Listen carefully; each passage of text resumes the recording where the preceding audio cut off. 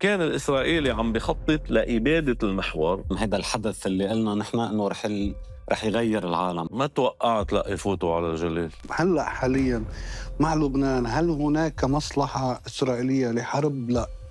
مع ايران، هل لا مع إيران؟ أكيد. أبو إبراهيم دمر المحور أو لا؟ هل يجب بالامكان اسقاط النظام بايران؟ أنت مقابل هو يقبلوا نتنياهو، أكيد ترامب عطيه شيء بمحل تاني.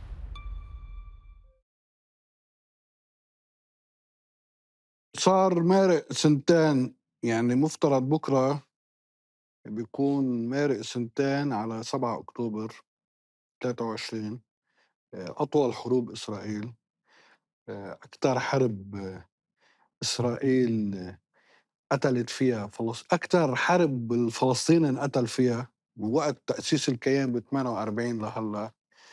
وكان في وأثبتت 7 أكتوبر وهالحرب معتقدات كنا نقولها إنه إسرائيل ما بتقدر تقاتل فترة طويلة، وحتى معتقد كمان كان موجود عند المقاومة إنه ماكسيموم المقاومة بتقدر تصمد بأطول حرب شي 6 أشهر.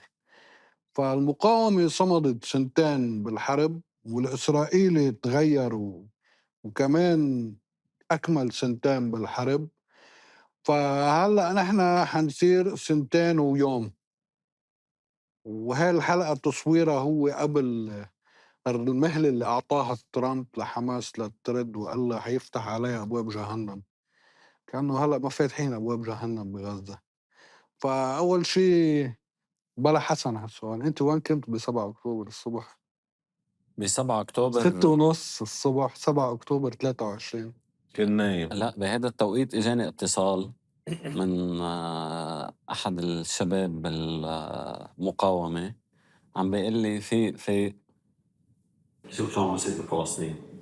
بس اللي من بعدها لانه كان بقرص انه وقتها وكنا ننطلق نروح على المطار. بالمطار المشهد اللي بتشوفه اللي كان ضايق اوقات نحن نمرق فيه، اللي هو انه في قصف بلدك عم يتعرض له، في مجازر عم يرتكبها الاسرائيلي. بتطلع انت بتشوف انه الاسرائيليه حواليك عم يشوفوا فيديوهات، عم يقعدوا عم يبكوا بالزوايا، اتصالات عم يعملوها. بهالوقت بيجي خبر انه او بالمطار بيعلنوا الغاء الرحلات الى مطار بن غوريون لانه عم يتعرض لقصف، وفي صواريخ عم تضربه، صواريخ حماس. هذا المشهد اللي انا وقت اللي تقول 7 اكتوبر بتذكره، لانه كانوا حواليك كنا محاطين فيهم، وبتعرف انت قبرص هو محطة رئيسية. محطة رئيسية للإسرائيلية. فهي هيك كنا، هي اللي بتذكروا اللحظات الأولى وقت اللي أنت تقول لي 7 أكتوبر، بعد المشهد اللي هو قوم فيه شوف شو عم بيصير بفلسطين. أنت شو كنت عم تعمل بوقتها؟ يعني قاعد عم بتراقب شنطين مبسوط لا أكيد كنت مبسوط. بتذكر وقتها كنت عم بحكي أنا وحسن عليه، لأنه عرسه كان تاني نهار، فبيقوم بيقرر إنه هو يقرب بعرسه أو كتب كتابه يعمله بما إنه ما بيعمل عرس أستاذ حسن، يعمل كتب كتابه ب7 أكتوبر. ليه؟ لأنه بكرة رح تبلش المجازر اللي رح يعملها الإسرائيلي. من 7 أكتوبر كنت بتوقع إنه في مجازر بده يعملها محسوم، مين ما ايه بيقدر أكيد يتوقع انه ما في مجازر. إنه اليوم 7 أكتوبر صارت، أول شيء بتتوقعه هي ردة الفعل الإسرائيلية اللي رح تصير، يعني إنه كنت ثاني بتوقع، يوم. يعني كنتوا متخيلينها بحجم اللي عم نعيشه هلا؟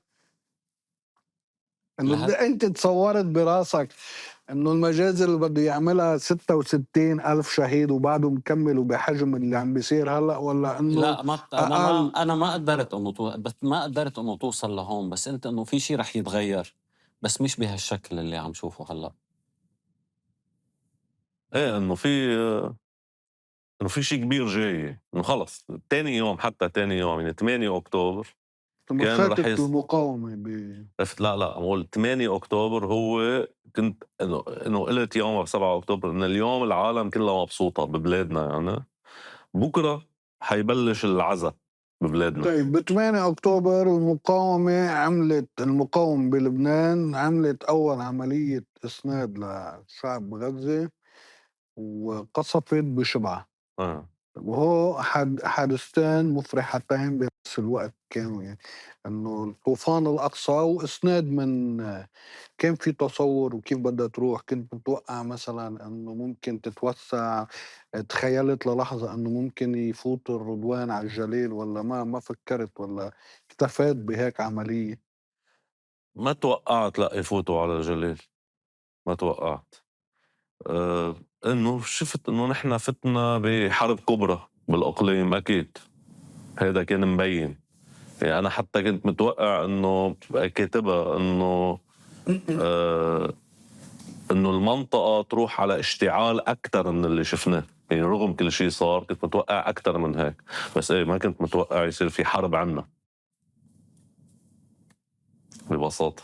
ليه عم تغمزه انت شو؟ لأنه هو كان عم يعني هو وقت اللي كان يقول لي قاسم إنه رح يجوا يبلشوا قصف بالضاحية يعملوا 1 2 3 4، وحتى قبل حرب إيران قال لي إنه بهاليومين بدهم يبلشوا بإيران ورح يبلشوا هيك يعملوا هيك وهيك وهيك، يقتلوا مسؤولين، اغتيالات، مقار، مواقع نووية. بس عنا هون كمان قبل كان فتنا بشرط أنا وياه وخسرت أنا الشرط يعني بعده ما نفذوا. ما نفذته بالشرط.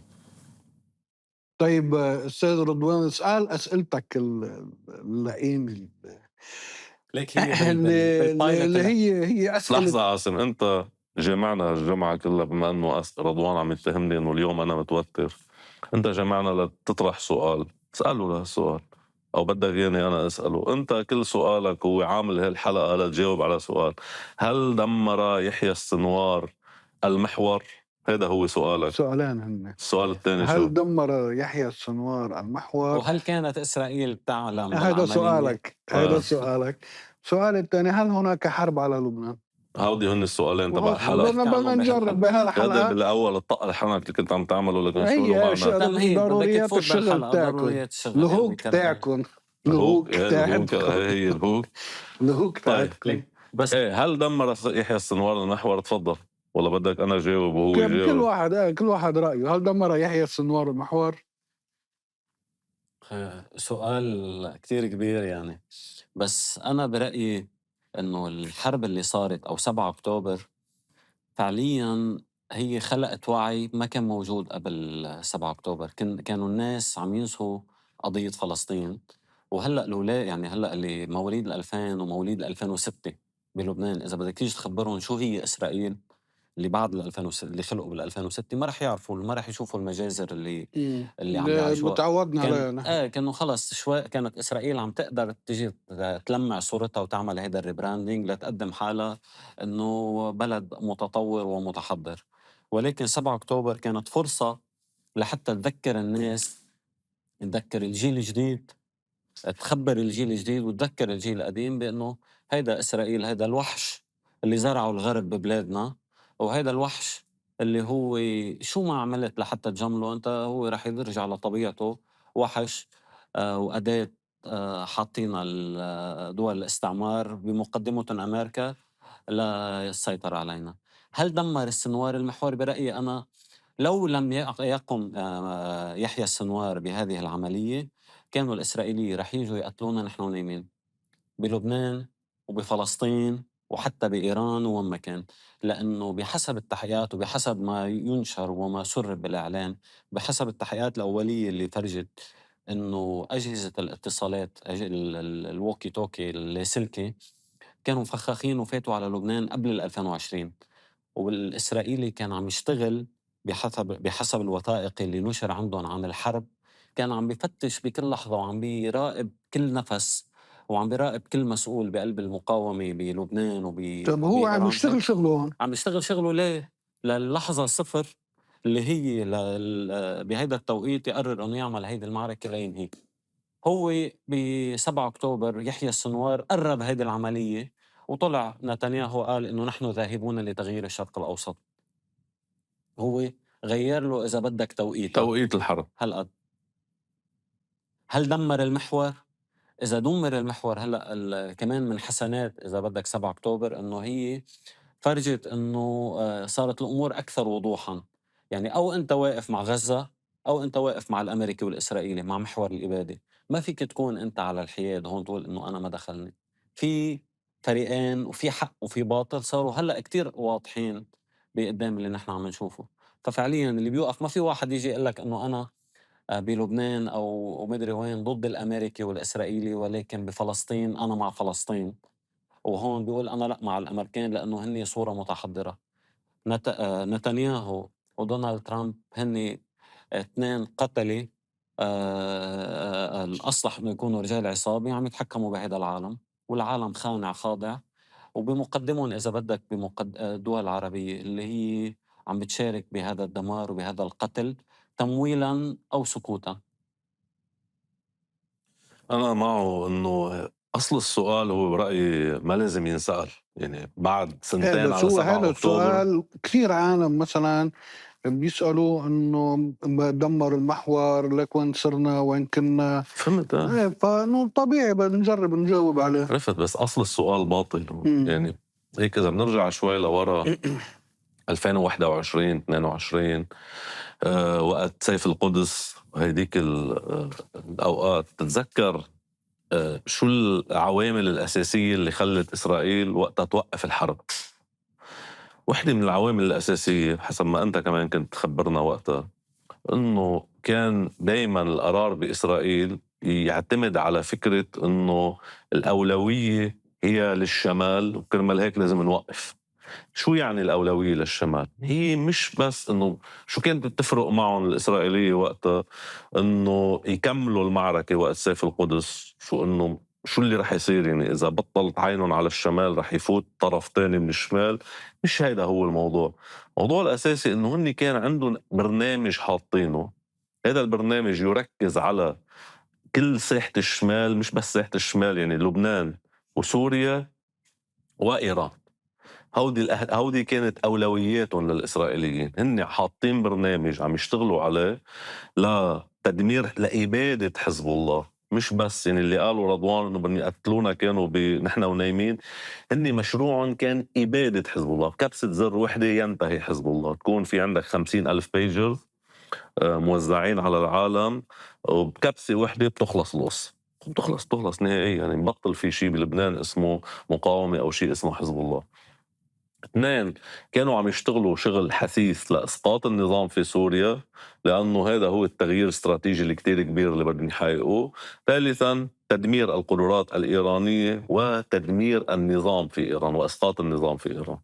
فهن ماشيين بهذا البرنامج، ورغم ضخامة ما جرى في معركة سيف القدس ضد كيان الاحتلال، لأنه وقت العدو قرر أنه أنا ما بدي هذا الحدث على عظمته أو على خطورته يأثر على برنامج العمل السياسي الإعلامي الاستخباري الأمني العسكري اللي عم بيحضروا بالشمال، يلي هو كان هدفه القضاء على المحور سواء بلبنان بسوريا وبإيران. فأنا بقول اجت 7 أكتوبر، لحظة 7 أكتوبر لتعدل الجدول الزمني يلي كان عم بيحضروا الإسرائيلي. مش بس تحضير جدول زمني مع تحضير مسرح العمليات وساحة المعركة ليجي يخوض هذه الحرب يلي يريد القضاء فيها على المحور قضاء تاما. مثل ما قال انه كبسة زر، هو ما استعمل تعبير كبسة زر، يعني انه كان الاسرائيلي بده يفوت 50,000 بيجرز غيره. وصل بالنهار نايمين نحن، بيكبس او تاني يوم الصبح بنفيق الصبح بيكبس الاسرائيلي هالكبسة، تخلص القصة. افناء حزب الله في لبنان. هيدا غير اللي كان عم بيحضروا بإيران، وغير مسألة سوريا. فإذا بدك تقول لي 7 أكتوبر أنا بشوفها معكوسة. لا، مش 7 أكتوبر اللي قضى على المحور. بدي أحطها هيك قدامي كوقائع سياسية أقراها. أنا بشوف 7 أكتوبر هو رغم كل ما جرى على المحور هو تاريخ نجاة المحور من الإبادة. إذا بدك أقول لك كيف، يعني هيك: رغم اللي صار بسوريا يلي هو شيء هائل، هو التحول الاستراتيجي الأكبر في الإقليم منذ كامب ديفيد لليوم. شغلة شديدة الخطورة، نقلت شديدة الأهمية، تأثيراتها كبرى، تأثيراتها عن جد استراتيجية. إذا في أستاذ جامعي بده يشرح شو يعني تحول استراتيجي بياخد مثال سقوط النظام في سوريا اللي صار بنهاية 2024. أنه سوريا كانت هي الدولة الأخيرة، يعني إذا بدنا نشيل حكم أنصار الله في صنعاء، الدولة الأخيرة التي تتبنى في العالم العربي مشروع مواجهة إسرائيل عسكريًا. رغم كل شيء كان بينقال تعفيس ضد النظام السوري إنه هو ما بيقاتل إسرائيل وكذا، هو كان متبني خيار قتال إسرائيل. النظام الأخير في العالم العربي الذي كان يتبنى هذا الأمر. جيت هذا النظام مش صار محايد بعد سقوطه. سوريا لا انضمت إلى قطار التطبيع، إلى قطار المنظومة الغربية اللي متحكمة ببلادنا، سواء راح على التطبيع قريبا أو ما راح، بالآخر هو مشي بمسار التطبيع. فانتقلت سوريا من ضفة إلى ضفة أخرى، شيء هائل، تحول كتير كبير، تبعاته كبرى. رغم ذلك ورغم التضحيات الكبرى اللي تقدمت في لبنان وفي فلسطين، ورغم المخاطر الكبرى على الشعب الفلسطيني وداخل فلسطين، ورغم ما جرى على إيران، ولكن كان الإسرائيلي عم بخطط لإبادة المحور. اجت 7 أكتوبر، صحيح أثمانها هائلة، تضحياتها كبرى، كل شغلة خسائر على المستوى الفردي وعلى المستوى العام كتير كبيرة.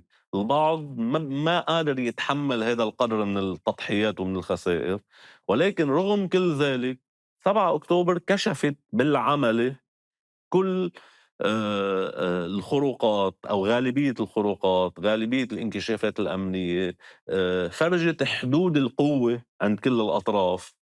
فمن هالناحية هذا الأمر بيعطي فرصة يرجع لهذا المحور إنه يسد الثغرات اللي عنده، يرجع يتعامل مع الوقائع من أول وجديد. عمل لك رغم ضخامة ما جرى، رغم ضخامة التحولات، إلا إنه كان الإسرائيلي هو والأمريكي عم بيحضروا حالهم لإبادة هذا المحور. إجت 7 أكتوبر، بعرف الحكي ما كتير بيعجب عالم وقد العالم تعتبره استخفاف بالتضحيات، أبدا مش هيك، بس إجت عطت فرصة جديدة لهذا المحور إنه يرجع يعيد قراءة الوقائع بناء على ما تبقى لديه من قوة، وبناء على ما في صفوفه من ثغرات ومن خروقات ومن انكشافات، وانكشاف هذه الهوة التكنولوجية الكبيرة اللي بيننا وبين أعدائنا، اللي هي كان نعرفها نحن بس انكشفت بالعمل المرة. هلأ هو في شيء تاني، إنه بإطار هاي حروب المستقبل والتطور التقني، بس في شيء تاني، الأمريكان أو النظام الأمريكي هلأ عم بيكون أكثر وقاحة. يعني في ناس عم بيجوا يقولوا لك نحن حلفاء مع أمريكا ونحن أصدقائنا الأمريكان. طلع المندوب السامي الأمريكي قال إنه السلام وهم، صحيح. وقال إنه في دولة بدها تسيطر، قصدك عن توم باراك. وفي غيره بده يخضع. ففعليا هو عم يجي يقولها، هو عم يحرش كل الناس اللي بيقولوا نحن حلفاء أمريكا. أمريكا هي عندها عبيد، يقولوا له عمل هيك بيعمل هيك، نفذ. فاللي صار إضافة للي أنت عم بتقوله حسن، فكرة إنه الوعي اللي موجود عند الناس والتغير بالمزاج الغربي، إذا بدك هلأ الإسرائيلية تنبهوا لفكرة إنه يشتروا مؤثرين، يشاركوا تيك توك. الأمريكان يسيطروا على وسائل التواصل الاجتماعي فوق السيطرة اللي عندهم إياها، لحتى شو يبلشوا يمحوا هيدا العار وهيدي الجرائم كلياتها، يمحوها من ذاكرة الناس اللي هي أصلا ذاكرتهم قليلة، قصير. ذاكرتهم قصيرة. فالتظاهرات اللي شفناها بكل العالم، الوعي خلقته 7 أكتوبر ما كان موجود. في كتير ناس عرفت عن فلسطين، وفي كتير مؤثرين، وفي كتير متظاهرين، وفي كتير عالم قالوا إنه اللي صار ب7 أكتوبر هو اللي لفت له نظرهم إنه في شيء عم بصير. انتبه. في شيء كمان بموضوع بس 7. أقول لك جملة أخيرة. أنا هون ما عم ناقش كنت إنه هل قرار 7 أكتوبر صائب أو لا، ما عم ناقش بإنه، بس عم جاوب كنت على سؤالك إنه هل أبو إبراهيم دمر المحور أو لا، فجاوبتك على هو سؤالك. المفروض تقول له يا اخي نعم شو أو لا، اعطيني جواب نعم أو مختصر. لا. لا، إنه هو ما جاء 7 أكتوبر كشفت كل العالم، حطت كل ورقة على ثغرات الطاولة، كل الثغرات. كشفت الإيجابيات وكشفت السلبيات. إذا بدك أكتر من هيك، 7 أكتوبر جرت المحور على إنه يكون محور حقيقي بمكان آخر. يعني أنت كان في الأول فكرة وحدة الساحات يلي بلشت من عند الجهاد الإسلامي تحديداً، كفكرة توحيد الساحات داخل فلسطين. بدايتها الأولى صحيح. اللي هي إنه غزة والضفة والقدس والقدس وال48 والأسرة والأسرة وكذا، فإنه وحتى وكمان الشتات، توحيد الساحات كانت فكرتها هيك، وحدة الساحات. أنت إجت 7 أكتوبر إجت حوّلت المحور حقيقةً من محور دعم ونصرة إلى محور يشارك في معركة وحدة من أجل فلسطين. بس عززت حقيقة تانية حسن، عفوا، وهي اللي هي انه انت لا يمكنك انك تهزم اسرائيل من دون ما انت تكون قادر تواجه العالم الغربي وبمقدمتهم امريكا. صحيح. يعني اذا امريكا بقيت قوية وامريكا قررت تضلها عم تدعم هلا بدك اسرائيل تقعد تنطر امريكا، هي بهالطريقة، خبريت انه امريكا لا ما قويه فيك. بدها ننطرها وحتى تضعف. بوحدة هاي الساحات ما بدها بينها، تاخذ لها 200 سنه يعني. مش عرفت انه كيف؟ تنطر امريكا. اللي عم اقول لك اياه انا انه انت ما بتقدر تهزمها اذا انت ما قادر تواجه العالم الغربي، اذا انت ما قادر تساوي احتمال معه. تكمل 200 سنة. ممكن. جورج مش حبش عم قايلها بقول قبل. لك انا مش جورج حبش بس في شيء قايلها. على قصه على موضوع 200 سنه. ال 7 اكتوبر هو اللافت في 7 اكتوبر طوفان الاقصى وسيف القدس، انه لاول مره بالتاريخ، تاريخ الصراع الفلسطيني الاسرائيلي والعربي، مش العربي الفلسطيني الاسرائيلي حصرا، اول مره يبادر الفلسطيني الى شن عمليه عسكريه على الاسرائيلي ضمن الأراضي التي يعتبرها الإسرائيلي هي ملكه بطريقة عسكرية منظمة. يعني سابقا تاريخيا كان شو يعمل الفلسطيني؟ يبعث اثنين. عم يهرب. شو؟ عم تهرب. شو عم بقولوا؟ تهرب من الجواب. لا ما هي عم غير. جاوبنا أخي، هل دمر يحيى السنوار المحور أو لا؟ لا عم كمل على جوابك. كفلسطيني يعني أبدا، هو الصراع مش مبلش. انقذ المحور. كان في محور اصلا. كان في محور ايه.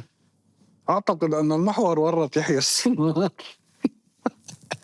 كان في محور. كيف كان في كان محور؟ في محور ايه، كان في تبادل خبرات بين بعضهم، كان في تبادل تدريب، كان في نقل خبرات. دعم.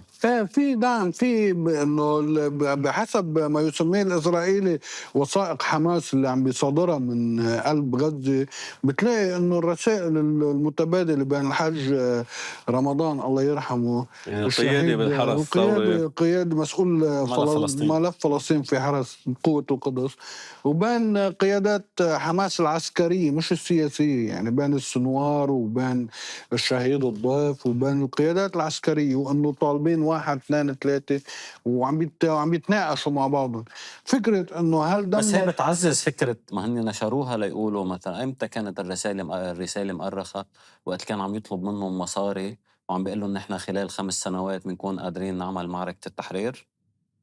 في وحدة من المراسلات اللي نشرت صحيح، والكان الهدف منها ينقال انه لا السنوار مبلغ وقائد الملف. هلا هي فكرة نبلغ ولا مش نبلغ، يعني انه لازم نحن اذا في شيء جيد عمله السنوار هو انه ما نبلغ، لانه حجم الخرق اللي تبين لاحقا موجود. لو نبلغ انه انا بهالتاريخ فايت اعمل 7 اكتوبر بتفوت للسؤال الثاني اللي هو هل كانت اسرائيل بتعرف بهيدي العملية وقبت باط لانها بدها مجزرة كبيرة تصير عندها لحتى تستخدمها؟ مستحيل. اللي قدر يعرف حركات كل قيادة المحور انه معقول ما يكون عنده معطيات. لأقول لك في شيء خيي، هاي خبرية عرف قيادات ممكن يطلع الحكي شوي قاسي.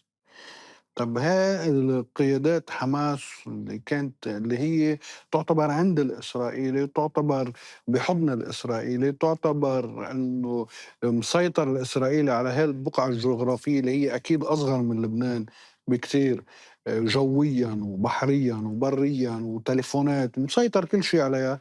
أنه لا يوصل للقيادات التي اغتالها أخذت معه وقت أكثر من الوقت اللي احتاجه للوصول للقيادات الحزب ليختالهم.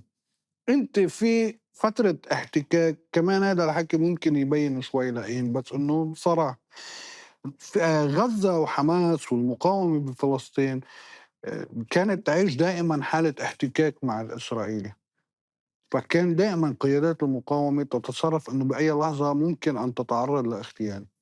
بلبنان ما كان في من 2006 ل 2023 ل 7 اكتوبر ما حصل حالات احتكاك عسكريه بين المقاومه وبين العدو الاسرائيلي، وانت بهالوقت الاسرائيلي عم يتفرج عليك، لا هو مخصص الجزء الأكبر من موارده كمان آه.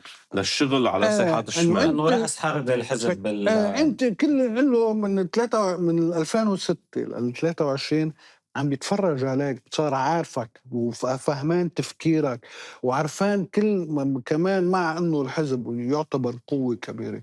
هي قد ايه كم مركز عنده الحزب؟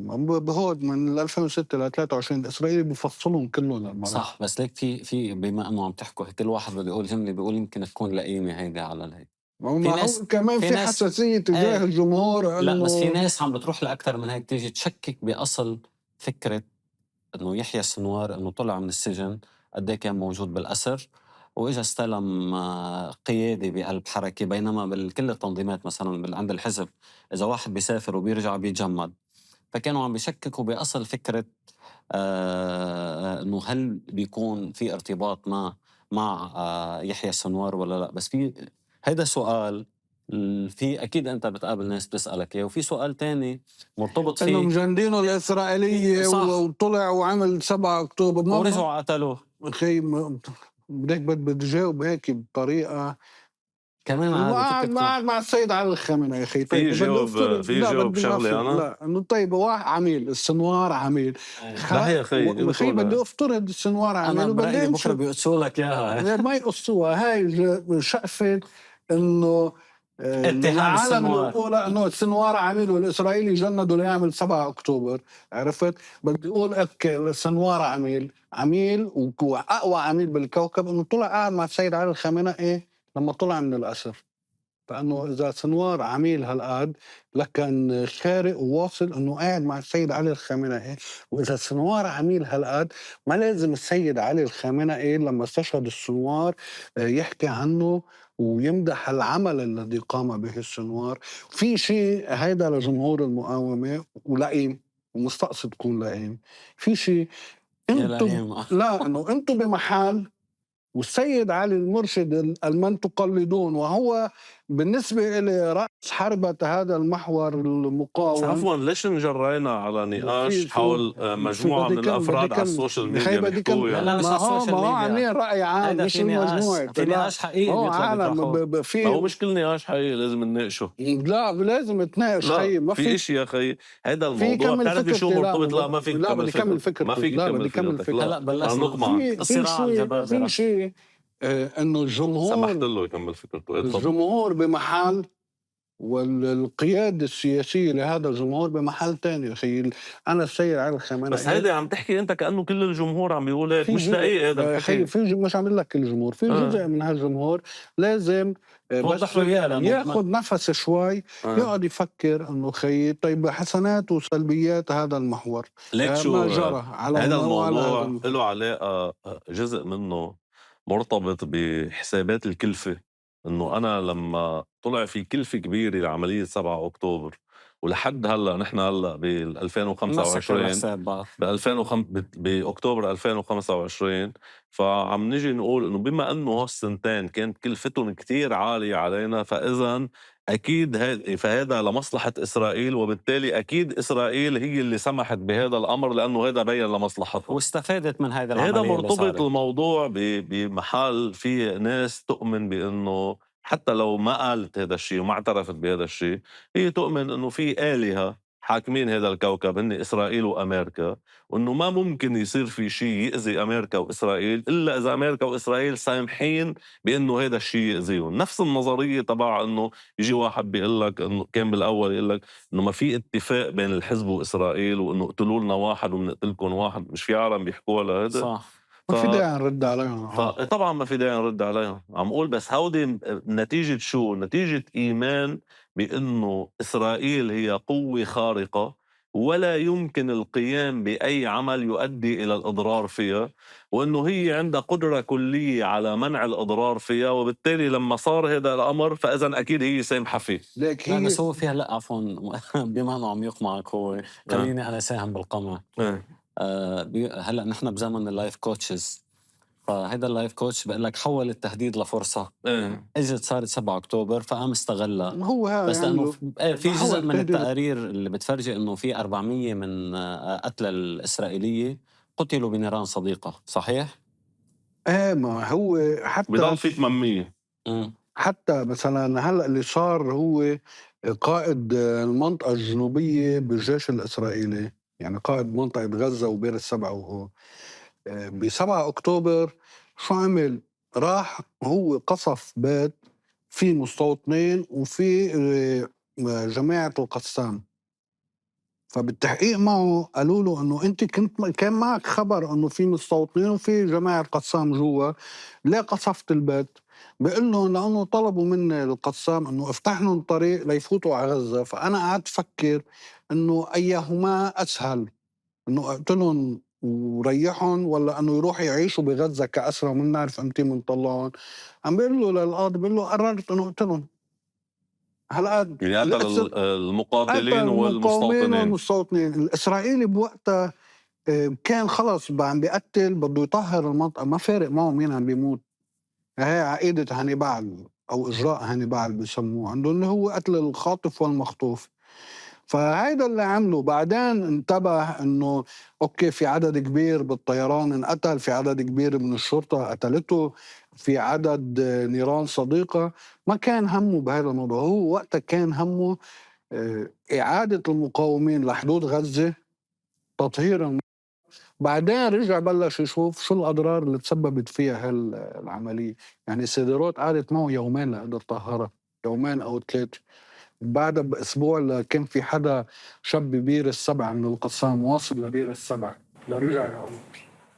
فالإسرائيلي اللي عمله، عفوا، الإسرائيلي اللي عمله هو حول التهديد الذي شعر به التهديد الموجود من أصغر فصيل بالمحور، كان مفترض هو أضعف فصيل بالمحور، حول هذا التهديد الوجودي إلى فرصة أنه أنا ما بقى مضطر أعيش بمحيط عدائي، ما بقى مضطر أعيش مع أفراد وفصائل عندها سلاح ممكن تهدد وجودي بأي لحظة. إذا حماس اللي هو بيعتبر إسرائيل، وهون نقل الكفر، إنه أنا حماس اللي كنت عم تساعدها اقتصاديا آخر فترة، وكنت وأمن لها الأعمال والمال من قطر وهول الأشياء، عملت فيه هيك. بكرة طيب بركي. وكان هو الإسرائيلي شو بيعتبر حماس؟ بيعتبرها عدو عاقل، مش مثل الجهاد كانت كل فترة تكب له صواريخ. بيعتبر حماس عدو عاقل وعندها عالم بدها تعيشهم.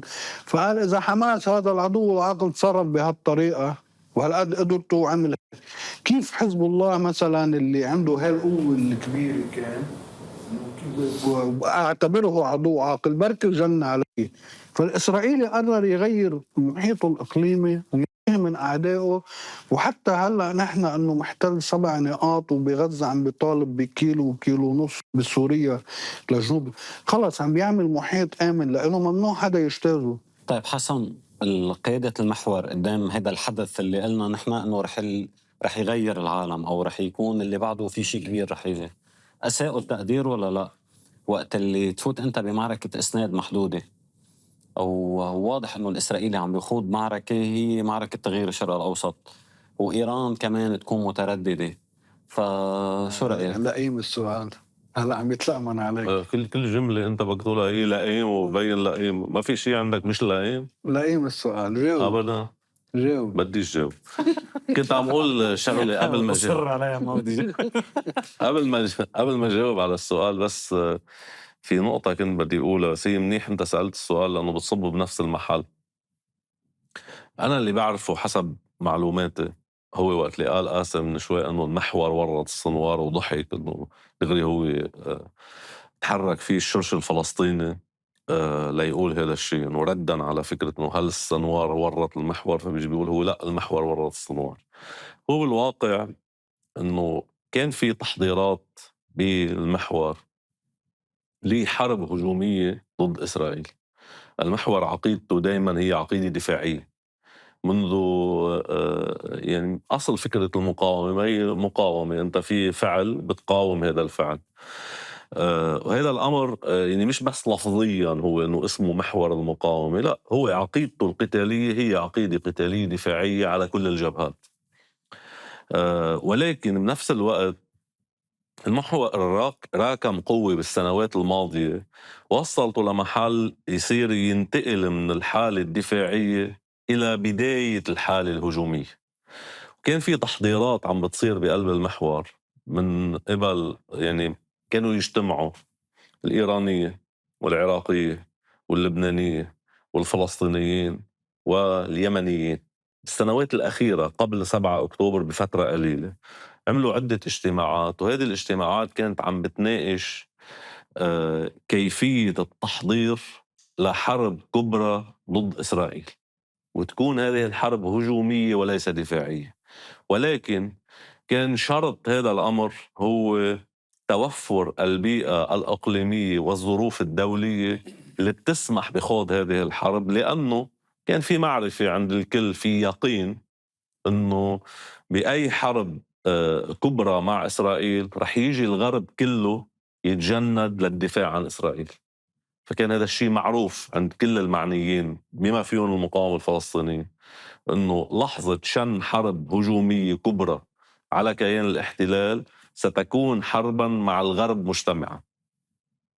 وبالتالي لأجل خوض هذه الحرب يجب اختيار اللحظة المناسبة على المستوى الدولي وعلى المستوى الإقليمي، يلي ما كان في ملامح ظاهرة لهذه الظروف. يعني ما كان مبين انه هذا الشيء رح يصير مين بعد. بيختار بس خليني اكمل. مين بيختار هاي اللحظة المناسبة، ومين بيقرر انه هلا هيدي هي اللحظة المناسبة؟ بركي وقت المقاومة ب7 أكتوبر رأيت انه والله هلا اللحظة المناسبة، بايدن ضعيف، خليني اكمل. واسرائيل ما هي عم ضيفوا، واسرائيل تعاني من أزمة قضائية داخلية. ما انا ما انت ليه دغري اخذت الموضوع لتدافع عن المقاومة الفلسطينية؟ ما انا مش على جمهور، مش عم دافع، بس انه مين بيحدد اللحظة المناسبة؟ الجهة. اذا هن في 5 جهات، اذا في 5 جهات عم يتناقشوا بين بعضهم كيف بدنا نخوض حرب مع اسرائيل، طبيعي هول 5 جهات 6 جهات هن بيقعدوا مع بعضهم، بيحطوا تقديراتهم، بيشوفوا بناء عليها ايمتى الظرف المناسب، انه امريكا هلا قررت تتدخل ببلادنا ولا مش قررت تتدخل ببلادنا. اوروبا حاليا قررت تتدخل ببلادنا او مش قررت تتدخل ببلادنا. بدها ظروف لم تكن ناضجة بعد. فبالتالي بتقلي انه هل المحور، وكانت المقاومة الفلسطينية تعرف هذا الامر، انه المحور لا بهي اللحظة ليس مستعدا لخوض حرب كبرى وهجومية ضد اسرائيل. انما هذا اللي قلته انا بيخلي ناس يطلعوا يقولوا ايه فاذا اخطأت المقاومة الفلسطينية بشن عملية 7 أكتوبر، إنه طالما حلفائك قايلين لك إنه نحن عم نحضر لحرب وعم يدعموك لحتى تكون أنت أساسي بهذا الحرب، لأنه أنت أصل المعركة مش حدا تاني، فقمت أنت تفردت بالعملية. قد البعض يجي يقول هيك. لا، هون أنا ردي على هذا القول، أنا ما عم حاول أقول إنه ما حدا غلط، يمكن الكل المجتمعين غلطوا، يمكن طرف غلط أكثر من طرف، ولكن بهالحالة تحديدا، بحالة غزة المحاصرة، بحالة القضية الفلسطينية اللي رايحة على تصفية، يعني هون لازم نحن نذكر انه قبل 7 أكتوبر، لأنه بتعرف تحديدا بالغرب وحتى عنا تسربت هذه المسألة، بيتم التعامل مع 7 أكتوبر كأنه هي بداية التاريخ. انه قبل 7 أكتوبر كان الشعب الفلسطيني عايش احلى حياة ورواء وتمام وماشي الحال، والاسرائيلي ما عم يعمل شيء، فاجت 7 أكتوبر خربت على الشعب الفلسطيني ودمرت له عالمه الجميل. لا، الشعب الفلسطيني كان بقطاع غزة محاصر، عم يتآمروا عليه بقطاع غزة. القضية الفلسطينية عم بتتم تصفيتها بقرار معلن من قبل الولايات المتحدة الأمريكية. إسرائيل عم تتوسع بقرار معلن من قبل الولايات المتحدة الأمريكية. يعني دونالد ترامب مش من زمان، من 5 سنين اعترف بضم الجولان إلى إسرائيل، بالسيادة الإسرائيلية على الجولان. في حدا حرك حدود دولة بسنة 2019-2020 تقريبا. بالضفة الغربية في مشاريع معلنة من قبل إسرائيل من ضمن خطة الحسم يلي بيتبناها وأعلنها بسلائيل سموتريتش يلي هو وزير المالية. ضيعت بينه وبين خنمائيل دورفمان، أنا عم أقول الاسم الأول، بسلائيل سموتريتش اللي هو وزير المالية الإسرائيلي. عنده خطة معلنة للقضاء على الوجود الفلسطيني بالضفة الغربية وتهجيرهم إلى لبنان وسوريا والأردن ومصر وإيران، تهجيرهم بمعدل بين 30 و 35 ألف سنويا. إسرائيل عم تشتغل إلى أمر واقع ضم الضفة بحكم الأمر الواقع لما صار 60% من الضفة الغربية. يعني 60% من 22% اللي انتركوا للشعب الفلسطيني تحت عنوان حل الدولتين رجعت إسرائيل أخذتهم. فبالتالي كان في مسار واضح للقضاء مش بس على القضية الفلسطينية، للقضاء على الشعب الفلسطيني كوجود مادي من خلال القضاء على الأرض تبعه، من خلال ضم الأرض تبعه. فبهالحالة قررت المقاومة بفلسطين بغزة إنه هلأ الوقت المناسب لأنا افتح المعركة. هذه حتى ما كون عم بيجي يقول لما قلت أنا من شوي إنه كان في قوى المحور ومن ضمنها قوى المقاومة الفلسطينية وإيران ولبنان وكذا وحزب الله وغير واليمنيين أنصار الله وغيرهم والعراقيين كانوا عم بيحضروا عم بيعدوا العدة لمعركة كبرى مستقبلا. فاجت المقاومة الفلسطينية اختارت هذا التوقيت، مش اختارت هذا التوقيت بهدف انه تورط حدا، اجت اختارت هذا التوقيت لانه ظروفها تسمح لها تنفذ هذه الحرب. هي واحد. اثنين، هي بتشوف المقاومة بغزة بتعتبر حالها عملت عملية استباقية، لأنه هي تقديرها أنه إسرائيل مش جاية تعمل حتى عليها. التحقيقات والمعلومات اللي طلعت بعد 7 أكتوبر بتحكي، حتى جالنت حكيها كاين انه قال نحن كنا ناويين نغتال الضيف السنوار وبعد عيد سمحات النور اللي يعني هو بعد كم يوم يعني من بعد 7 عيد أكتوبر. فهي اعتبرت حالها عم تعمل عملية استباقية، لأنه الإسرائيلي مش بس عم يكتفي بالتحضير ليقضي على المقاومة بالجبهة الشمالية يعني بلبنان وسوريا وإيران، كمان هو عم يحضر ليقضي عليهم بقطاع غزة. فهي اعتبرت أنه هذا هو الوقت المناسب لحتى تعمل هذه العملية تواجه. وعندها موضوع الأسرة طبعا اللي ضاغط عليها كتير كبير بشكل كتير كبير. هون عم بحكي بيقدر واحد هلأ بحكمة ما بعد الفعل يجي يقول انه لا ما طلعت النتائج معاكسة. لا بس السؤال هو اللي ارجع اذكرك فيه انه هل قيادة المحور سيد حسن سيد علي خامنئي المسؤولين عن هذا المحور هل هن اساءوا التقدير وقت اللي تعاطوا معه بانه يعمل اسناد محدود بهيك حرب؟ انا اعتبرت حالي جاوبتك بجوابي على قصة انه هن معتبرين انه ما بيقدروا يفوتوا بمعركة كبرى من دون ان تكون الظروف الاقليمية والدولية ناضجة. بس ما هي بلشت الحرب. صح، بس هي كان الفرق انه هن بدك تجي انت تشن حرب على اسرائيل باللحظة اللي بتعتبر انه الغرب غير قادر على مساندة اسرائيل كما هي الحال اليوم. فيعني انه هن اعتبروا انه هي الحرب خاسرة بما انه الظروف مش موفرة. اعتبروا انه اذا خاضوا حرب كبرى بوجه اسرائيل، اذا فاتوا يعني اول ان فاتوا بكل قوتهم دفعه وحده. بس مع اسرائيل فايته اول ان صح، بس هن كان التقدير عندهم انه انت بتقدر تحافظ على على قدرتك على مساندة الشعب الفلسطيني ومقاومته بقدر ما، وبنفس الوقت أن لا يؤدي ذلك إلى حرب كبرى من الإسرائيليين. هون طلع في عامل كتير كبير وأساسي حاضر على الطاولة، يلي هو نرجع لقصة اللا يقين. مساحة اللا يقين عند الإسرائيلي كانوا متوقعين ما لا يعرفه الإسرائيلي عن قدرات المقاومة كان يعتقد أنه كتير كبير. تبين أنه لا، ما لا يعرفه الإسرائيلي عن المقاومة وقدراتها كتير صغير. يعني في عامل التطور التكنولوجي، التطور الاستخباري عند الإسرائيلي، الفوائد المالية الكبرى اللي تحققها بالسنوات الماضية ووظفها بالتكنولوجيا ووظفها بالتطوير ووظفها بالاستخبارات، عملت نتيجة كتير كبيرة سمحت للإسرائيلي أنه هو ينتقل.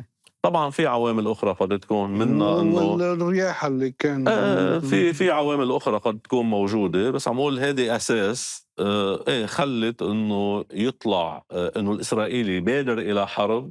كان المحور يتوقع ان الاسرائيلي لن يبادر اليها، ولكن مش كل الوقت. يعني حتى اذا بترجع لخطابات السيد حسن نصر الله بفتره الاسناد، هو كان يشوف انه بلا الإسرائيلي متحفز للذهاب إلى حرب، فأنا بدي أخذ إجراءات لحتى ما يروح الإسرائيلي لا أردعوا أنه يفوت بحرب، إما لا أردعوا وإما لا إنه لا أردعوا حتى ما يفوت بحرب، وإما إنه خي إذا أنا ما صعّدت أكتر الإسرائيلي ما بيفوت بحرب. فهو كان همّه الأساسي هون إنه الإسرائيلي ما يروح إلى حرب كُبرى. بس هلأ نحن هلأ بعد سنتين على بدء الحرب إمم. بتطلع أنت بتشوف إنه الإسرائيلي والأمريكي عم بيخوض معك حرب بلا سقوف، إمم. وأنت عم تتعاطى معه برد ما بيتناسب مع الحرب اللي عم تُخاض ضدك. هي حرب وجود هلأ فعليًا اللي صاير. صحيح. نحن بأي لحظة بنيجي بنقول إنه في حرب رح تشنّا إسرائيل على إيران، في حرب رح تشنّا إسرائيل على لبنان. نعم. الوضع الداخلي بلبنان يعني هذه الحرب أنتجت إنه إجا عنا رئيس جمهورية ورئيس حكومة موالين تمامًا للولايات المتحدة الأمريكية، ورئيس حكومة أنا برأيي هو يمثل سلطة الاحتلال الموجودة بطريقة تعاطيه مع حركة المقاومة الموجودة رغم كل التضحيات اللي قدمتها هذه المقاومة. رغم اللي عم بيصير، رغم العدوان اللي مكمّل يعني. هل هي قدرتنا هي يعني إنه فعليًا لهلأ نحن خسرانين وقررنا ما نستسلم ونقاوم، والّا إنه نحن رجعنا للصفر وعم نبلش نبني من هلأ، والّا كيف الوضع لأ، أنا هلأ؟ ما باشوف إنه رجعنا للصفر، بس إنه بالآخر وحدة من الأشيا اللي قُلتها بالأول إنه بعد 7 أكتوبر شو بك مش عاجبك أنت؟ لا ماشي بشأن لبناني شو بك كمل مش عاجبك؟ لأ مبطّل في شأن لبناني وفي كمل وحدة كمل. مسار شأن ومصير هون. لبناني عرفت كيف؟ إنه بيجي بيقول لك شأن لبناني، شأن هلّأ لبناني بهيك كمل. وضع بيقول لك شأن لبناني. فالفكرة إنه اللي كنت عم أقوله هي وحدة من الأشيا اللي أنتجتها 7 أكتوبر هي آآ انكشاف حدود القوة عند الكل. إنه 7 أكتوبر وما بعد 7 أكتوبر، يعني شفنا بالمعركة مع إيران انكشفت حدود قوة، انكشفت حدود قوة إسرائيل وانكشفت حدود قوة إيران. بما يخصنا نحن هون كمان نفس الشي. ففي أنا أجي أتعامل يعني بيّنت أحجام الكل. كمراقب، بيجي بتعامل مع الأمور حتى ما ضلني مكتئب قال، إيه نعم. بيجي بتعامل مع الأمور وفق قاعدة إنه خيي هيدا اللي بين إيدينا. إنه بالآخر بهيك معارك صح القوة هي تحدد جزء كبير من مسار المعركة، ولكن القوة لوحدها لا تحدد المصير. الأصل هو إنك أنت ما تنكسر إرادة القتال اللي عندك، إرادة المواجهة اللي عندك. على مستوى الإمكانات تبين إنه ما لدينا حاليا لدى شعوب هاي البلاد حاليا من قدرات وإمكانات كتير صغير مقارنة بما لدى العدو. نحن نعرف إنه في هائلة بيننا وبين العدو، بس هي طلعت أكبر مما كنا نعتقد. بدنا نتعامل وفق هذا الواقع ونعيد البناء انطلاقا من هذه المعرفة، انطلاقا من معرفة الواقع كما هو. إنه بتقلي نحن عم نبلش من الصفر، لأ ما عم نبلش من الصفر، ولكن هالقد هي قدراتنا حاليًا. تقدر تبني بالحرب؟ أكيد ما فيك تعمل تغييرات كبرى خلال الحرب، بس إنه أنت وتحت بدك هي مش قصة بتقدر أو ما بتقدر. يعني هلأ بقلب قطاع غزة غزة تتعرض لإبادة بكل ما الكلمة معنى على مستوى الجغرافي، على المستوى العمراني، الحجر والبشر. على المستوى البشري، بس إنه على المستوى العمراني في عندك عبارة عن كومة ركام بتبلش من بيت حانون فوق بالشمال لتوصل لرفح. كومة ركام هائلة، بعد في بس 20% يمكن من مدينة غزة مش مدمر، أو 30% من مدينة غزة مش مدمر بالمطلق، الباقي مدمر كله، أو كل 20% من كامل القطاع مش مدمر، بس حتى صارت أكتر هلا رقم 20% قديم. بدي سوق معك بفكرة كنت عم أقوله عم تقلي إنه تحت النار. تحت إنه النار. قصدي قبل ما تجاوب على هيدا إنه هلأ بما إنه موازين القوى هيك ومثل ما عم تقول هيدا اللي موجود، ففي رأيين. في حدا بيجي بيقول لك إنه بما إنه أنت ما بتقدر تبني لتعمل تغيير كبير، فإنه live today to fight tomorrow يعني. أحدهم قال لي هيك، وفي حدا تاني بيقول لك إنه عيش اليوم، إنه خلص سلم هلا وخلص بتبلش بتبني. لا قال لي إياها هون بالبناية مش بالبناية بقيادة الدولة اللبنانية. إنه خلص إنه ما هي قدرتنا ما قادرين نحن نواجههم، خلينا نيجي نعمل هلا اتفاق معين لحتى نقدر نيجي نراكم قوة ونقدر نواجه. في هذا الرأي وفي بيمثل كتير ناس. شو الرأي الثاني؟ إنه هذا الرأي بينعمل ولا لا ما في خيار؟ ليك أنت مع إسرائيل ليك شو هي أصل فكرة وجود إسرائيل هون هي شو هدفها؟ هي هدفها هيمنة الغرب على بلادنا بإطار مشروعه للهيمنة على كل العالم. فأنت بدك تاخد خيار، أو بدك تكون خاضع لهذه الهيمنة تتحول لعبد من عبيد أمريكا، أو بدك تقول لأ خيي أنا حر وأنا عندي بدي حقق السيادة على أرضي ولي حقق استقلالي ولي حقق حرية شعبي يلي بيعتبر إنه هي الباب لحتى مستقبلا نعيش حياة أفضل، أولادنا وأولاد أولادنا يعيشوا حياة أفضل، وما أكون أنا خاضع للهيمنة الأمريكية بالصورة اللي عم تظهر فيها بالجنوب العالمي بكل العالم مش بس عنا يعني كل جنوب العالم بأمريكا اللاتينية بأفريقيا بآسيا ببلادنا في محاولة دائمة حسيسة من الغرب لأنه نحن إنه الغرب يكون عايش على حساب ثرواتنا على حساب فقرنا.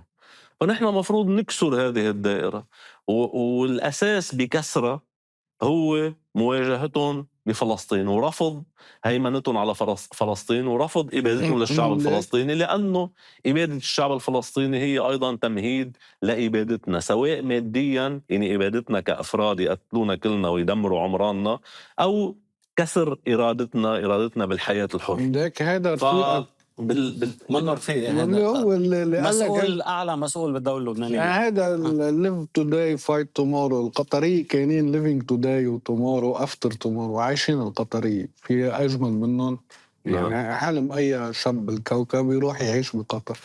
فأنه القطرية اللي هن مش أنا الشباب الأغلب أنه الظروف المالية وظروف فأنه القطرية اللي هن عم بيكونوا وسيط واللي هن بأكبر قاعدة أمريكية عندهم واللي هن حليف يعتبروا استثنائي برا الناتو واللي هن كل شيء عند الأمريكاني بده إياه بالمنطقة بالمفاوضات ومعتقلين هو عند القطري. طلع الإسرائيلي قصف قطر يعني طيب ما قال له لهذا الأكبر ما بعرف مين قال له سوري انه تفضل هي قال له سوري خي ما قال له سوري على اصل الضربه، قال له سوري على استشهاد رجل الامن. انه انا ما كنت عم بضرب حماس مش عم بضربك وسوري انه مات رجل الامن. رجل الامن. هي الفكره اختصرها اللي قلتها عنه من شوي حضرتك وحضرته سماه الزلمه توماس براك منيحه حضرتك. لما حكي توم براك شو قال ما في شيء اسمه سلام، وهم في وهم. قال هذا مين؟ المندوب الشخصي لدونالد ترامب ببلادنا بسوريا وبلبنان وبتركيا. قال انه في طرف هي معركة إرادة، في طرف بده ينتصر والطرف الثاني شو بده يعمل؟ بده يخضع. فهي هون بتبقى القصة انت قبلان انك تخضع او مش قبلان. كلفة الخضوع كبيرة وكلفة اللا خضوع كبيرة، بس بعتقد انه كتار ناس بيؤمنوا بهذا الشيء انه كلفة اللا خضوع اكبر بكتير من كلفة الخضوع. طيب في حرب مش بس على المستوى المادي يعني كلفة اللا خضوع اقل من كلفة الخضوع. صحيح، كلفة الخضوع اكبر بكتير من كلفة اللا خضوع. في حرب لبنان. سؤال $1,000,000 جاوبني انت لانه انت قبل الحرب قلت لي في حرب. ما كنت عم تتنبأ طلع عم تاخذ دور ليلى عبد اللطيف. لا كان عم يدرس الوقائع عم يخبرنا الوقائع. مش عم باخذ دور ليلى عبد اللطيف، كان عم ياخذ دور رونن بيرغمان ولا دور شلومو جون منير اللي كل شهرين في عنده حرب. كل شهر بيخبرنا انه في حرب بعد 15 يوم. ولا تلفزيون ولا دور الMTV اللي كمان انه ضوء اخضر يلعن ابوها الضوء الاخضر ما عارف ينطفي لاسرائيل اللي تضرب لبنان، ولا دور حدا منهم. الفكره هي انه في الاولويات الاسرائيليه وفي بعض الصحفيين الاسرائيليين اللي ممكن توثق فيهم يعني هني كمصدر معلومات. اسمع ما معروف قول توثق بجزء من المعلومات اللي بيقولوها. خفف أسرلي ليك هاي لأنه متوقع اللي خفف أسرلي في شيء بدك تحطه براسك. في أنا بالنسبة إليه مفترض نجيب مجموعة من اللبنانيين لأي مقاومة بالكوكب بدها تحارب إسرائيل، مفترض تجيب مجموعة وتعملهم إسرائيليين ليقدروا يفهموا الإسرائيلي كيف بفكر. بس ليك أنا بأيده لأستاذ حسن لأنه وقت ضربوا قطر جيت قلت لك شو وضع القيادة قلت لي ليه؟ لأنك ليه قلت لي بصدق الإسرائيلي؟ صح. ليه؟ لأنه كيف الإسرائيلي بيجيب يهودي بحطه بمجتمع عربي مستعربين بيصير بيصلي المستعرب 5 مرات وبيتوضا وبيقرا القرآن وهو مش مضطر لا يصلي ولا يتوضا ولا يقرا القرآن وهو عرفت. فأنت في جزء لازم جديد. قول بيصلي 5 مرات أو 3 مرات حتى تكون عملته أو سني أو شيعي. ما هو انه بيصلي 5 مرات بيصلي سواء جمعا او تفريقا، عرفت. فانت هالفكره لازم عندنا بمجتمعاتنا تصير انه في حدا بيجي يتخصص بالاسرائيلي برا النمطيه اللي انه ما تغرق بداعيه العدو. خي يغرق بداعيه العدو، زبط معك زبط، ما زبطت معك خير ان شاء الله. طيب الفكره هي اللي كنت وين كنا؟ ما بوافقك على اللي قلته بهالطريقة، بوافقك على أصل الفكرة بس مش بالطريقة اللي أنت عم تقولها. بس كمل. فكرة إنه في حرب أو ما في حرب، هي بالمصلحة بس، مش قصة لا تنبؤ لا ليلى عبد اللطيف ولا تهويل. إنه كمان الإسرائيلي منه سوبرمان كل الوقت بيروح على حرب لما يلاقي في مصلحة لحرب. هلأ حاليا مع لبنان هل هناك مصلحة إسرائيلية لحرب؟ لا. مع إيران لا، مع إيران أكيد. ليه؟ لأنه إيران هي الرأس. لأنه كمان هلا هو بدي أسألك أنا سؤال أستاذ قاسم. عندي أنا مثلا بروح بضرب الرأس، أستاذ وجهالني تروح تضرب الرأس وهو كما هون فيك تتحول مؤثرة الأذرع تتساقط الأذرع، عرفت. وأنا خيي عندي مثلا أفترض هالمنظومات الدفاع الجوي والصواريخ، لا بفضل روح استخدمهم بضربة ضد إيران على أنه استخدمهم بضربة ضد لبنان. وأنا مثلا ضربة لبنان شو بدها تقدم لي شيء إضافي ما عم بياخدوا هلأ يعني هو إذا بده يعمل حرب ضد إيران بده يكون هدفه إسقاط النظام. هو من أول هيديك الحرب عملت فيديو على المحطة صباح الضربة. الهدف هو إسقاط النظام، لا النووي ولا الصاروخي ولا شيء. الهدف هو استمرار توجيه الضربات للنظام لإسقاطه، لأنه النووي دمرت النووي في العلماء في المصاري وفي العلم وفي المعرفة في القرار السياسي، في القرار. خي بنام سنة سنتين ما بدي أعمل نووي على راسي، بعد 3 سنين هل بالإمكان إسقاط النظام بإيران بضربة أو بضربات أو بحرب؟ ليك هل بالإمكان؟ لا، أثبت النظام مش النظام، أثبتت الدولة والجمهورية الإسلامية الإيرانية مناعة هلأ. يعني بس هو بمسألة إسقاط النظام الإسرائيلي شو عمل بالحرب الماضية؟ راح استهدف القيادات، مش بس القيادات العسكرية يلي ممكن استبدالها، استهدف غير كمان العلماء النوويين يلي كمان ممكن استبدالهم، رغم بعرف خسارة الكبرى. معنى انه بالاخر مش كل يوم انت فيك تبني خبرة 40 سنة لعالم نووي يعني، او 30 سنة لعالم نووي. هذه ما بصير بكبسة زر، ونقل الخبرة ما بيصير بمعنى انه دغري انا بعطيه كل شيء عندي، ما هذا بده وقت كمان. بس ما هو بس انه عم بقول هو عباسي احد العلماء يعني بقول لك كل العلم اللي عندي صار عندي صحيح. بس بالاخر بضل في خساره كبيره بانه هذا الشخص اللي عنده 30 سنه خبره ومخزن علم هائل بظرف هالفتره السنين كلها استشهد. بس عم اقول هو قتل العلماء النوويين والقاده العسكريين، ولكنه لم يكتفي بذلك بل راح على المستوى السياسي. يعني نعم حاول قتل سماحه السيد علي خامنئي مرشد الثورة، وهلا بده يرجع يحاول، وحاول يقتل رئيس الجمهورية. وراح أنا يوم ما كان هيك اللافت عندي لما راح بده يحاول يقتل علي شمخاني.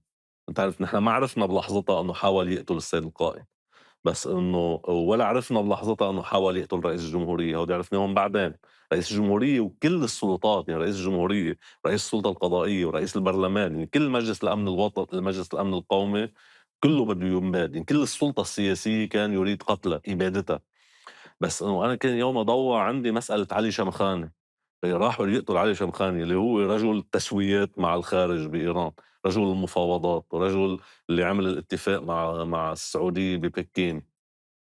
فلما الاسرائيلي بيروح على هذا المستوى وقتل القيادات العسكريه بهذه الطريقه، هو عم يتعامل مع الدوله بايران بصفتها كيان ارهابي. يعني حتى الروس بحربهم ضد أوكرانيا ما قتلوا القيادات السياسية والعسكرية بهالطريقة، حتى القيادات العسكرية ما استهدفوهم بهالطريقة.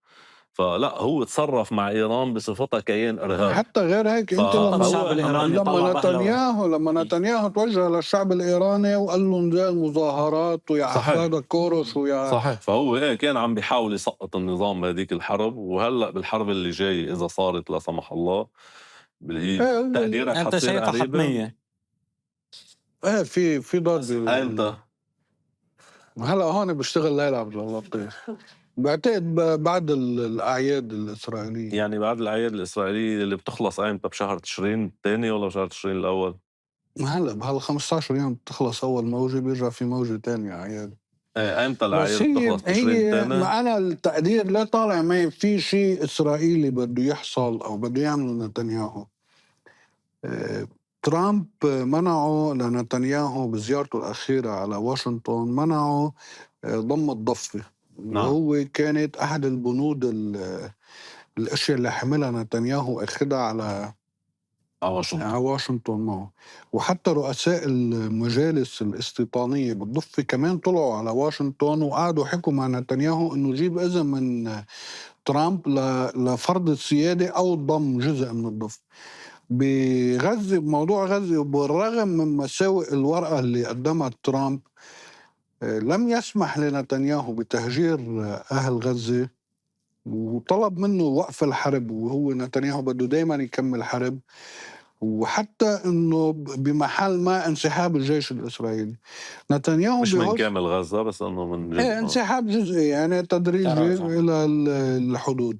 فانت ما طلع له الضفه لنتنياهو ولا ضمها، ولا طلع له خبريه تهجير غزة وتهجير اهل غزه والاستيطان بشمال قطاع غزه مثل ما عم يدعي اليمين. فانت مقابل هو يقبلوا نتنياهو، اكيد ترامب عطيه شيء بمحل تاني، عطيه شيء كتير كبير بمحل تاني. وفي شيء كمان بالتوقيت هو لازم ننتبه له. نحن بآخر 30 بتخلص عطلة الكنيسة الإسرائيلية. آخر أيه 30 هيدا الشهر أكتوبر بعتقد 30 بتخلص عطلة الكنيسة الإسرائيلية، وبفوت الكنيسة على الشغل، وهو الحريضين بعضهم مستقلين من الحكومة. فالحكومة والمعطلة وما فيها تمرق قوانين، ما فيها تعمل شيء. فاحتمال أنه أن يسعى نتنياهو لعمل ما للذهاب به من بعد هذا العمل يكون رافع له للانتخابات، خصوصا أنه جاي بنت هلأ بحزب جديد، وكل استطلاعات الرأي عم تبين أنه بنت سابق. الانتخابات أمتى هي بإسرائيل؟ الانتخابات هي ب26 ب2026، ولكن هي بأكتوبر الجاي 26. ولكن بأكتوبر الجاي بتخلص ولاية الكنيسة ولا بأكتوبر الجاي الانتخابات؟ بأكتوبر الجاي بالانتخابات. مش بأيار. يا أكتوبر يا نوفمبر. لا هي شو بتصير في عرف إسرائيلي إنه عادة كل الحكومات ما بتكمل ولايتها للأخير. فشو بيصير؟ يا بيسقطوا بيقربوا الانتخابات قبل 6 أشهر أو قبل 9 أشهر من انتهاء الحكومة مدة الولاية. طيب قيل المرة الماضية إنه إسرائيل هي من طلبت وقف إطلاق النار مع إيران، وإنه الصواريخ الإيرانية قدرت تعمل صدمة بالداخل الإسرائيلي، إنه قدرت تخترق القبة الحديدية بهالطريقة اللي صارت شفنا هالدمار. كإسرائيلي ولا مش كإسرائيلي؟ شو بدك؟ كإسرائيلي وما كان مش إسرائيلي. هلا ما هو مؤثر كثير يا زلمة وننا ننتبه له. لا بعطرق. لا هي الفكرة الإسرائيلي يعتبر إنه تست اللي صار إنه التكلفة التي الأضرار التي أصيب بها هي قليلة مقابل الضرر الذي تسبب به للإسرائيلي للإيراني. يعني هو الإسرائيلي في شيء، بس هو كان بده يسقط النظام وما قدر. ما هو هاي الفكرتين اللي نحن اللي يعني هو في شغله عنا وعند الإيراني لازم هو سقفه الأعلى بده يسقط النظام. هو هذا الشيء تعلمه من حرب 2006 ما بقى يكبر الطحش وما بقى يكبر ما الأهداف بيعلن ما هدفه. بقى يقول إنه أنا بدي أعمل هيك. بيجي شو بقول أنا عندي 3 أهداف: تدمير الدفاعات الجوية، تدمير المفاعلات الصاروخية. النووية، ومش كمان تدمير القوة الصاروخية، تأخير تصنيع الصواريخ. هاد 3 العلنيات اللي أعلنهم الجيش. بتقلني كان هدفه كذا، اوكي، بس انا ال3 اللي مقايلهم الجيش الاسرائيلي، الجيش اني هون بتقلي طلع مقرب من نتنياهو، مصدر مسؤول، قال نتنياهو هدفي شخصيا. يا خي. طلع عادي نتنياهو شخصيا يا طلع اخي بده اعلى من يطلع اسقاط يقول النظام. للعالم انزلوا على الطريق. بس انت في فكره الاهداف المعلنه العسكريه غير الطموح اللي بده اياه، هو هن هون نعم. يعتبر انه حقق هو 3. فبقول لك يعني هو شيء مؤسف صراحه. انا بالنسبه لي بعتبره مؤسف انه الاسرائيلي اول يوم الحرب طلع قال انه هذه الحرب ستمتد الى 14 يوم، وقفها على اليوم 12 لانه اعتبر عمل حقق اهدافه. عرفت كيف؟ انا بالنسبه لي كنت انه كمل له اياه على 15 يوم، يعني ما تخليه بانه تخلص هون كإسرائيلي عم تحكي ولا لا مش لا هون كحدا ابن هذا المحور، عرفت؟ مش حدا متاثر باسرائيل. انه خيي الاسرائيلي راسم 14 يوم بمسار الحرب، اجى خلصها ب 12، جيت انت قبلت معه وقفت على 12، انت معطيه على 15 يوم. بس ما على كمان ليه؟ الإيراني اكتشف ثغرات، اعتبر كلفة انه توقف هلا الحرب بظل هالثغرات الامنية اللي تبينت عنده. ليك هي انه نحن وقفها. عنا كل ما طولت الحرب كل ما بنستفيد نحن اكثر، يعني بنستفيد من اي معنى بالنسبة بين تتحسن ايران امورنا خيي. انه كل ما انه عاده مثل واحد ببلش بياكل اول كف بالمشكل، بس يوعى من الكف ببلش بيكمل مشكل. ونحن هيك عم بيصير فينا، بناكل اول ضربه منطوش 10 ايام 12 يوم، بعدين منفيق. لما منفيق بيجي الاسرائيلي بيقول لك وقفت، بتقول له لا، اوكي. بس هو المخطط اللي كان عامله الإسرائيلي بإيران بالدفاعات الجوية. منيحة قصة. استاذ قاسم، المخطط اللي كان عامله الإسرائيلي بإيران كان في احتمال بالنسبة له انه هيدا بيقدر هو ينهي عمليته اللي عم يعملها خلال هيدي الفترة، ولكن ما مشيت الامور مثل ما هو ماشي. عشرات الاف قد العملاء، الاف العملاء آلاف. تم توقيفهم وكان مجند هونيك. قد عدد المسيرات، الاف المسيرات المفخخة اللي ضبطت جوا. ففعليا انت بحرب مفتوحة، وكمان ايران هون عم تخوض حرب ضد كل هالغرب. صحيح. عارف كيف؟ وبإطار هيدا اللي موجود هون. هلا انت لحتى نسكر هالنقطة، انت ملاقي انه الحرب حتمية بعد الأعياد. حسن. الحرب على شوف ايران، انه الحرب على ايران بس هون هل حزب الله بيتدخل؟ هلا حسن ما بقلنا بعرف.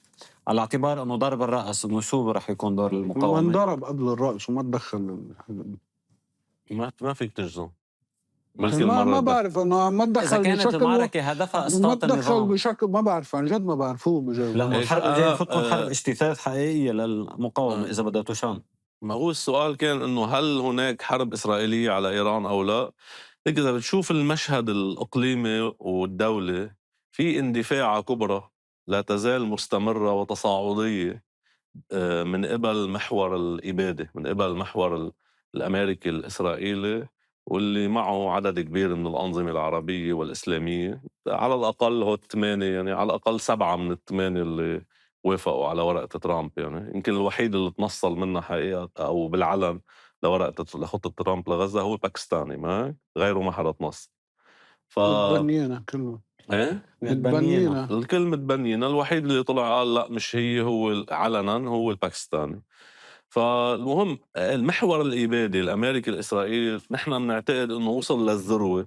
لا، هو طالما ما في شيء عم يكسر له هذه الاندفاعة، هو بيعتبر إنه بيقدر يوصل لمرحلة أعلى، يعني لموقع أعلى، لذروة تانية غير اللي وصل لها هلا. وهذا بيعني إنه إيه في احتمال كبير إنه يرجع يشن حرب على إيران بالظروف الحالية. يمكن بكرة يصير في حدث ما يغير هذه الوقائع، يبطل بده يروح على الحرب على إيران. بس هلأ مثل ما هي الأمور متجه صوب حرب على إيران. وهن الإيرانية بعتقد متوقعين حسب ما بعرف إنه هن متوقعين حالة وعم استنفار. بحالة بالك ما استنفار جاوبت على السؤال. ومحضرين حال. ما هو هذا السؤال، هل في حرب أو جاوب لا؟ هيك، هذا بس هو أنا بدي استغل فرصة. أنا بدي السؤال أقول الثاني. للسؤال إنه الثاني لا، بس أنا بدي إنه فوت إيه تفضل. بدي فوت فيك ترجع تجيبه، بس أنا قلت إنه ما تواخذونا. بدي أنقل من هون، بما إنه في أرجحية إنه تصير حرب أعلى من أرجحية إنه ما يصير في حرب، فكرمال هيك نواف سلام مستقوي على الحزب بالداخل. لا نواف سلام مش قصة مستقوي على الحزب بالداخل، بس قبل منا أنت سألت إنه هل هاي المرة الحزب بيتدخل أو ما بيتدخل؟ قاسم جزم إنه لا. أنا ما في أجزم إنه لا. ما جزمت، قلت لك ما بعرف. لا بالأول جزمت. بالأول قلت أول لا، أول ورجعت مرة ما قلت تدخل. هلا ما بعرف. تراجعت يعني. هلا ما بعرف. إذا مثلا إذا نجح الإسرائيلي باغتيال السيد علي ما حيتدخل الحزب؟ أكيد بيتدخل. مو يعني التقدير ما بعرف إنه إذا كان النظام قايل السقوط بإيران ما حيتدخل الحزب؟ أكيد بيتدخل. إنه حسب الأحداث ما بعرف. ما فينا نجزم إنه ما بعرف. بيتدخل. بس موضوع نواف سلام، رأيي إنه نواف سلام ورايح بده يحل رسالات قال حاططها ايه البند بده يحل التاني. جمعية، لأنه جمعية هو بيعتبر إنه خالفت قرار إداري، وبده يحبس علي برو لأنه علي برو قال حكي عنه مسخر عليه. مسخر عليه. أعطاه طربوش. بعطاه طربوش، ضيفه وكان بده طربوش. يجي ضيفه طربوش أنا نواف سلام كمان يعني. وإنه مثل إنه كمان رئيس الجمهورية خلى تم استدعاء عباس زهري لأنه كتب بوست عن مرته. السيدة الأولى، بوست محترم يعني. شو عم بيقول؟ عم بيعطيها، عم ينتقدها يعني، وخير إن شاء الله. ف هلا نواف سلام لا، برأيي مش قصة إنه مستقوي على الحزب كرمال هيك. عقبالكم أول شيء. نواف سلام برأيي إنه هو بحاجة. خاف على فكرة. مبين مخفف. عقبالكم. برأيي إنه نواف سلام يجب أن يعرض على لجنة أطباء لنفحص أهليته لتولي. إني أنا حقي بصفتي مواطن لبناني بدفع ضرائب، بدفع له معاشه لنواف سلام، هو أجير عند الشعب اللبناني. لا هاي الكليشيه اللي بتستفيد منها. ونحن مش كليشيه، هو لا حقيقة. هو حقيقة. شو قيم انت بدفع له معاشه. لا بيدفع ما بتشتري بيدفع، ما بنزين، بيستفيد منها بيدفع شيء. TVA، بيدفع عادي، بيدفع مثل بيستفيد. الشاطر عم يدفع. فنواف سلام يجب البحث عن جد، يكون في لجنة طبية تفحصه لتشوف إذا هذا الشخص مؤهل لتولي هيك موقع أو لا. لأن اللي عم يتصرفوا هو ما في عاقل بيتصرف. يعني إنه في حدا سنة 2025 كان رئيس محكمة دولية بيجي بده يحبس علي برو بالمخفر. ليه؟ لأنه حكي إنه خير بده يحبسوا الجمعة لينيموا للتناني. صح يعني. مستدعينه الجمعة لينيموا للتناني. شايف إنه كيف ولا القضاء. والمستغرب إنه مدعي عام التمييز كمان يستجيب لهيك طلب، لهيك أوامر سياسية. مدعي عام تمييز بأمر رئاسة الحكومة. طبعا 100%. القضاء في لبنان بشكل عام هو بأمر السلطة، هو ذراع من أذرع السلطة التنفيذية من السلطة السياسية، مع باستثناء بعض القضاة يلي بيتمردوا وبيدفعوا ثمن بالعادة. ف عندك حدا مثل نواف سلام هو عايش ببلد وهو منفصل عن الواقع إلى درجة مرعب. يعني شخص مش عايش معنا بنفس الكون، مش بس مش على نفس الكوكب، بالكون مش موجود بكون آخر. إنه بلد العالم ما قررت تاخد مصرياتها من المصارف، بلد ما في كهرباء، بلد في من أعلى النسب بالعالم بالوفيات بالسرطان نتيجة التلوث. قصف يومي عليه. كل يوم عم ينقصف. في تدخلات خارجية مرعبة. يعني السفير السعودي بيقول عادي بكل وضوح للسياسيين اللي بيلتقيهم، للشخصيات اللي بيلتقيها، انه ممنوع تتحالفوا مع حزب الله، ممنوع تتحالفوا مع سعد الحريري، ممنوع تتحالفوا مع الجماعة الإسلامية. بيتدخلوا بانتخابات مخطرة ببيروت.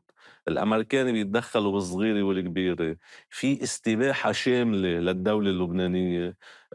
دولة ما عم تنتج كهرباء. الحكومة عم تمارس، عم تشرع صفقات فساد كبرى مثل صفقة ستارلينك يلي بيستفيد منها بشكل مباشر شركة. يعني وكيل ستارلينك بلبنان هي شركة وزير الاتصالات يلي عرض مشروع العقد مع ستارلينك على مجلس الوزراء. يعني أعلى من أوقح من هيك فساد بحكومة نواف سلام ما في. حكومة نواف سلام يلي بعهدها خرج رياض سلامي من السجن وأموال المودعين لم يفرج عنها. بلد في هيدا، يعني هودي اللي حكيتهم أنا هني شوي من المشاكل بلبنان. هو زلمة قاعد طيب شو عم تعملوا؟ عايش وين شو عم تعملوا؟ عايش وين عايش؟ عايش على صخرة الروش. ماشي، شو عم إنه شو تعمل؟ الفكرة؟ شو الكارثة الكبرى عنده؟ إنه في ضووا صخرة ناس الروشة. ضووا صخرة شو الروش. عم تعمل؟ هذا الشخص أول شيء شو عم نعمل؟ أنا أدعو لجنة طبية، عرض نواف سلام على لجنة طبية لحتى نشوف أهليته لحتى يكون بهذا عم بتشوف الموضوع. إذا في حكمة بتتطوع مجانا يعني. ما بعرف، بس إنه لازم ينعمل هذا الشيء، لأنه في حدا مش عايش معنا، يعني مش عايش معنا بلبنان يعني. حتى قرار وزير العدل إيه اللي هو اللي صدر من أيام، إيه واللي بيقول إنه أي شخص بيحطوا الأمريكان على لوائح العقوبات، دعا إنه ما يعمل ولا معاملة، إيه. ما يقدر يبيع، ما يقدر مش ما يقدر يبيع، خي ما بيقدر يوكل محامي مثلا، وهيدي اللي عم يعملها هو الممنوع يعمل بيطبق شيء. القانون الأمريكي بلبنان. انه غير انه عم بيطبق القانون الامريكي بلبنان، هذا هيك في وزير العدل، بس انا كتير بفهمه لوزير العدل ليش عمل هيك. شو حزب وزير العدل هو اللي- كتائبه، بس اللي مش ما لهذا بيعرف، السبب. بس اللي ما بيعرف القرار، أو إذا بدك تحكي شوي عنه للقرار. هو قال طلع تعميم وزير العدل على كتاب العدل بلبنان انه اي شخص عليه عقوبات وطنيه او دوليه، يعني اذا في هلا انت فرضت عليك سنغافوره، تشيلي، خي كوريا الشماليه فرضت عليك عقوبات، أه؟ بيجي بدك تروح عند كاتب العدل لحتى تبيع سيارتك، بيع الموتور، ما في بيع. ما فيك تبيع، ما فيك تعمل وكاله، ما فيك تعمل عقد هون، لانه في دوله بدك تشتري خارجيه. بيت ما فيك. لا انت فلسطيني ما فيك فلسطيني تشتري بيت، كلبناني بس يعني بدك انه تشتري بيت. وانا كما ترى يضرب. اذا واحد لبناني في بده يعمل عقد عند كاتب عدل ليبيع ارض ورتين عن بيو، ممنوع. ليه؟ لانه في دوله فيك تشرح خارجيه. لي انت كيف هول الاشياء بيمرقوا، وانه والحياه ما قبل انتم كمان منها- بمحل ما مكمل قبل الحياه منها- حلوه، يعني انه قبل ما منها عم هيئة تعمل رده فعل. قبل منا هيئة التحقيق الخاصة بمصرف لبنان بتعمم انه كل واحد خاضع للعقوبات الامريكية تعمل له بتحط له اشارة على عقاراته. انه عندنا بلبنان السلطة حكومة نواف شو سلام عملت؟ شو عم تعمل؟ عم تطبق القانون الامريكي يعني. شو بس عم عملت؟ قلت لك انا بفهمه لوزير العدل ليش عملها، هلا بجاوبك على هذا السؤال. وزير العدل بفهمه هاي ليش عملها، لانه هو منين جاي؟ هو وزير عدل مين؟ هو هاي عادي هيك، هو وزير عدل حزب الكتائب بينقال، ما هيك؟ بس هو بالواقع وزير عدل المصارف. هو هذا الزلمه زلمه المصارف كل عمره قبل ما يصير وزير لحد للحظه اللي صار وزير. هو وين بيشتغل؟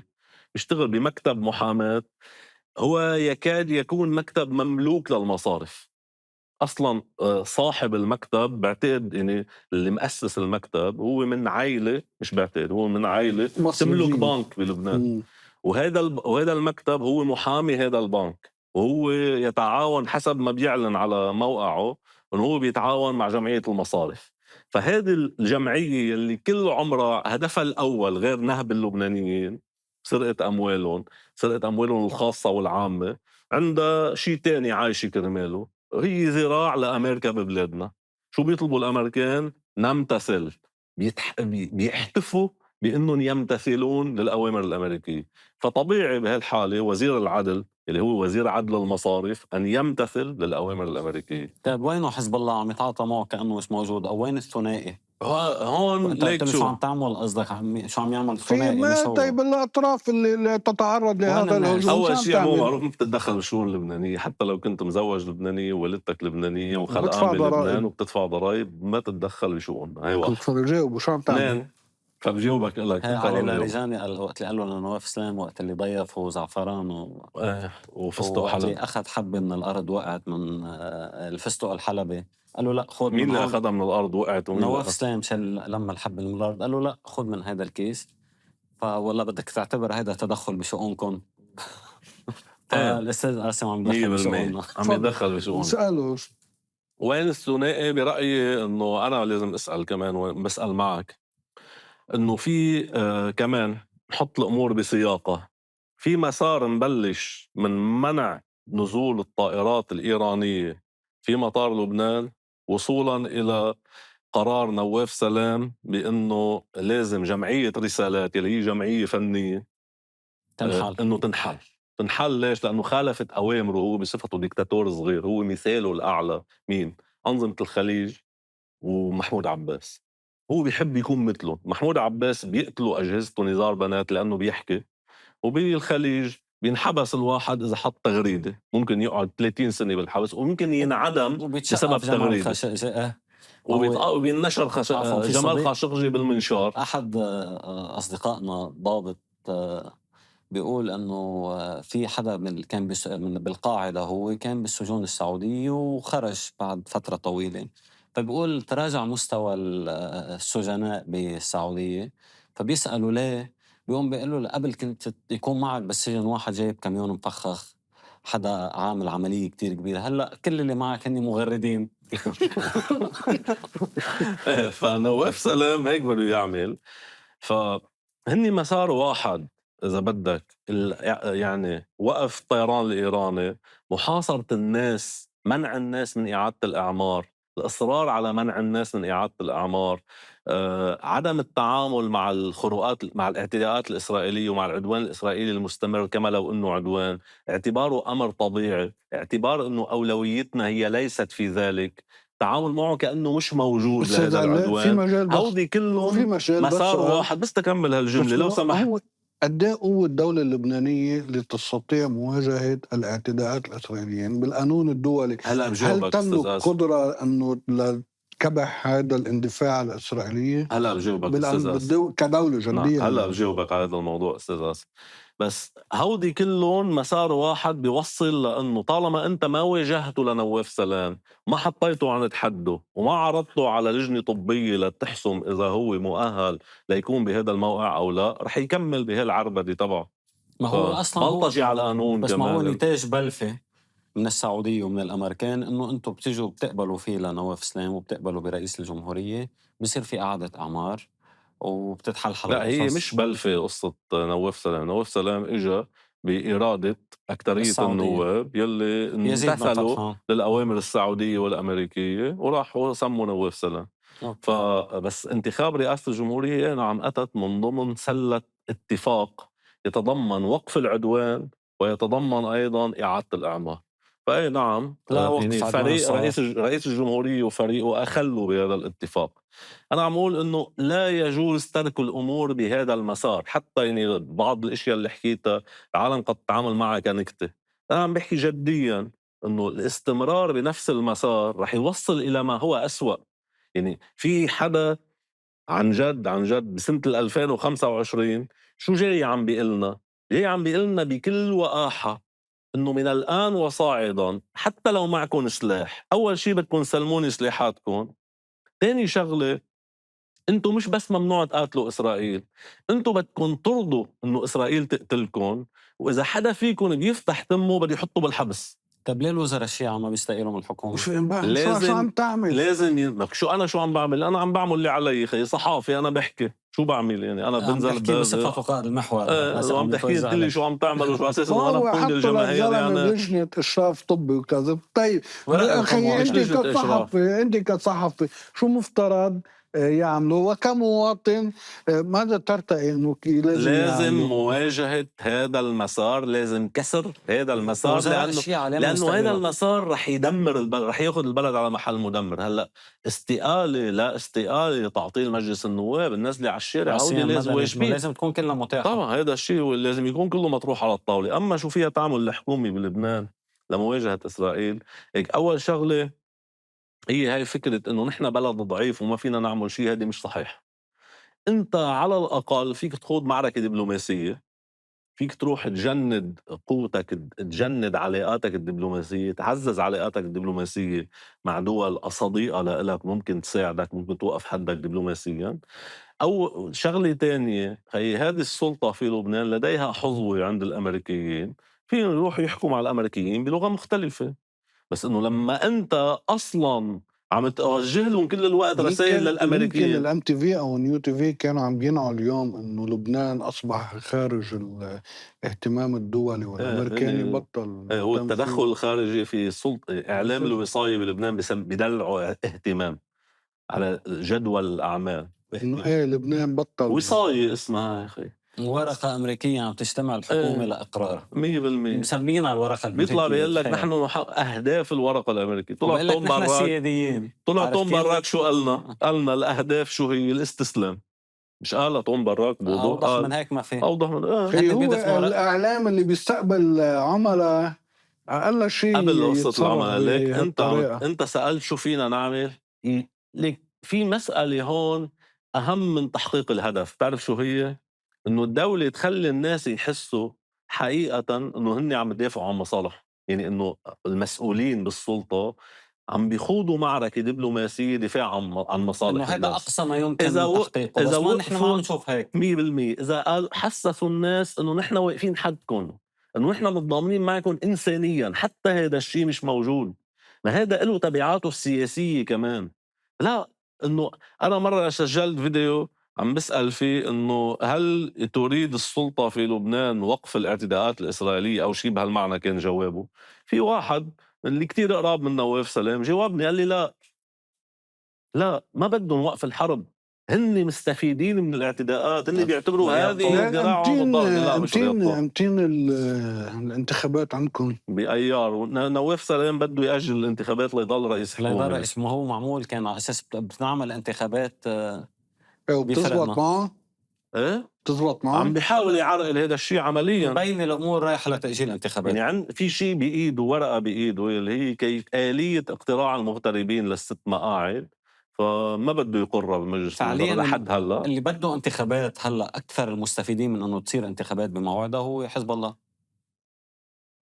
فبتقلي نواف شو بس بده رح يعمل؟ يأجلوها لأنه فرح الأزمة ياجلوها لانه هيك لأنه هاي بتترك نواف سلام رئيس للحكومة. تأجيل الانتخابات. في عفوا شغله. لك بس سؤال هون، بتتركوا رئيس للحكومة حكومة شرعي. مؤقتة لا ولا شرعي بكامل صلاحيات؟ لا، إذا كامل تم صلاحية. التمديد لمجلس النواب بتضل حكومته تصريف قائمة. أعمال لا ولا لا حكومة. حكومة قائمة ليك بكامل شو في صلاحيات. شيء انت قلته بهذا العهد الجديد، غير انه تم تعيين ضابط مورطة بملف هز البلد بمركز، ولا بالتعيينات الأمنية اللي انعملت اللي هن بثاقبت كلهم اجوا مرافقين اللي استلموا الأجهزة الأمنية. وفي شيء أخطر من هيك كنا قبل نحن نشوفه، هو ملفات التعامل.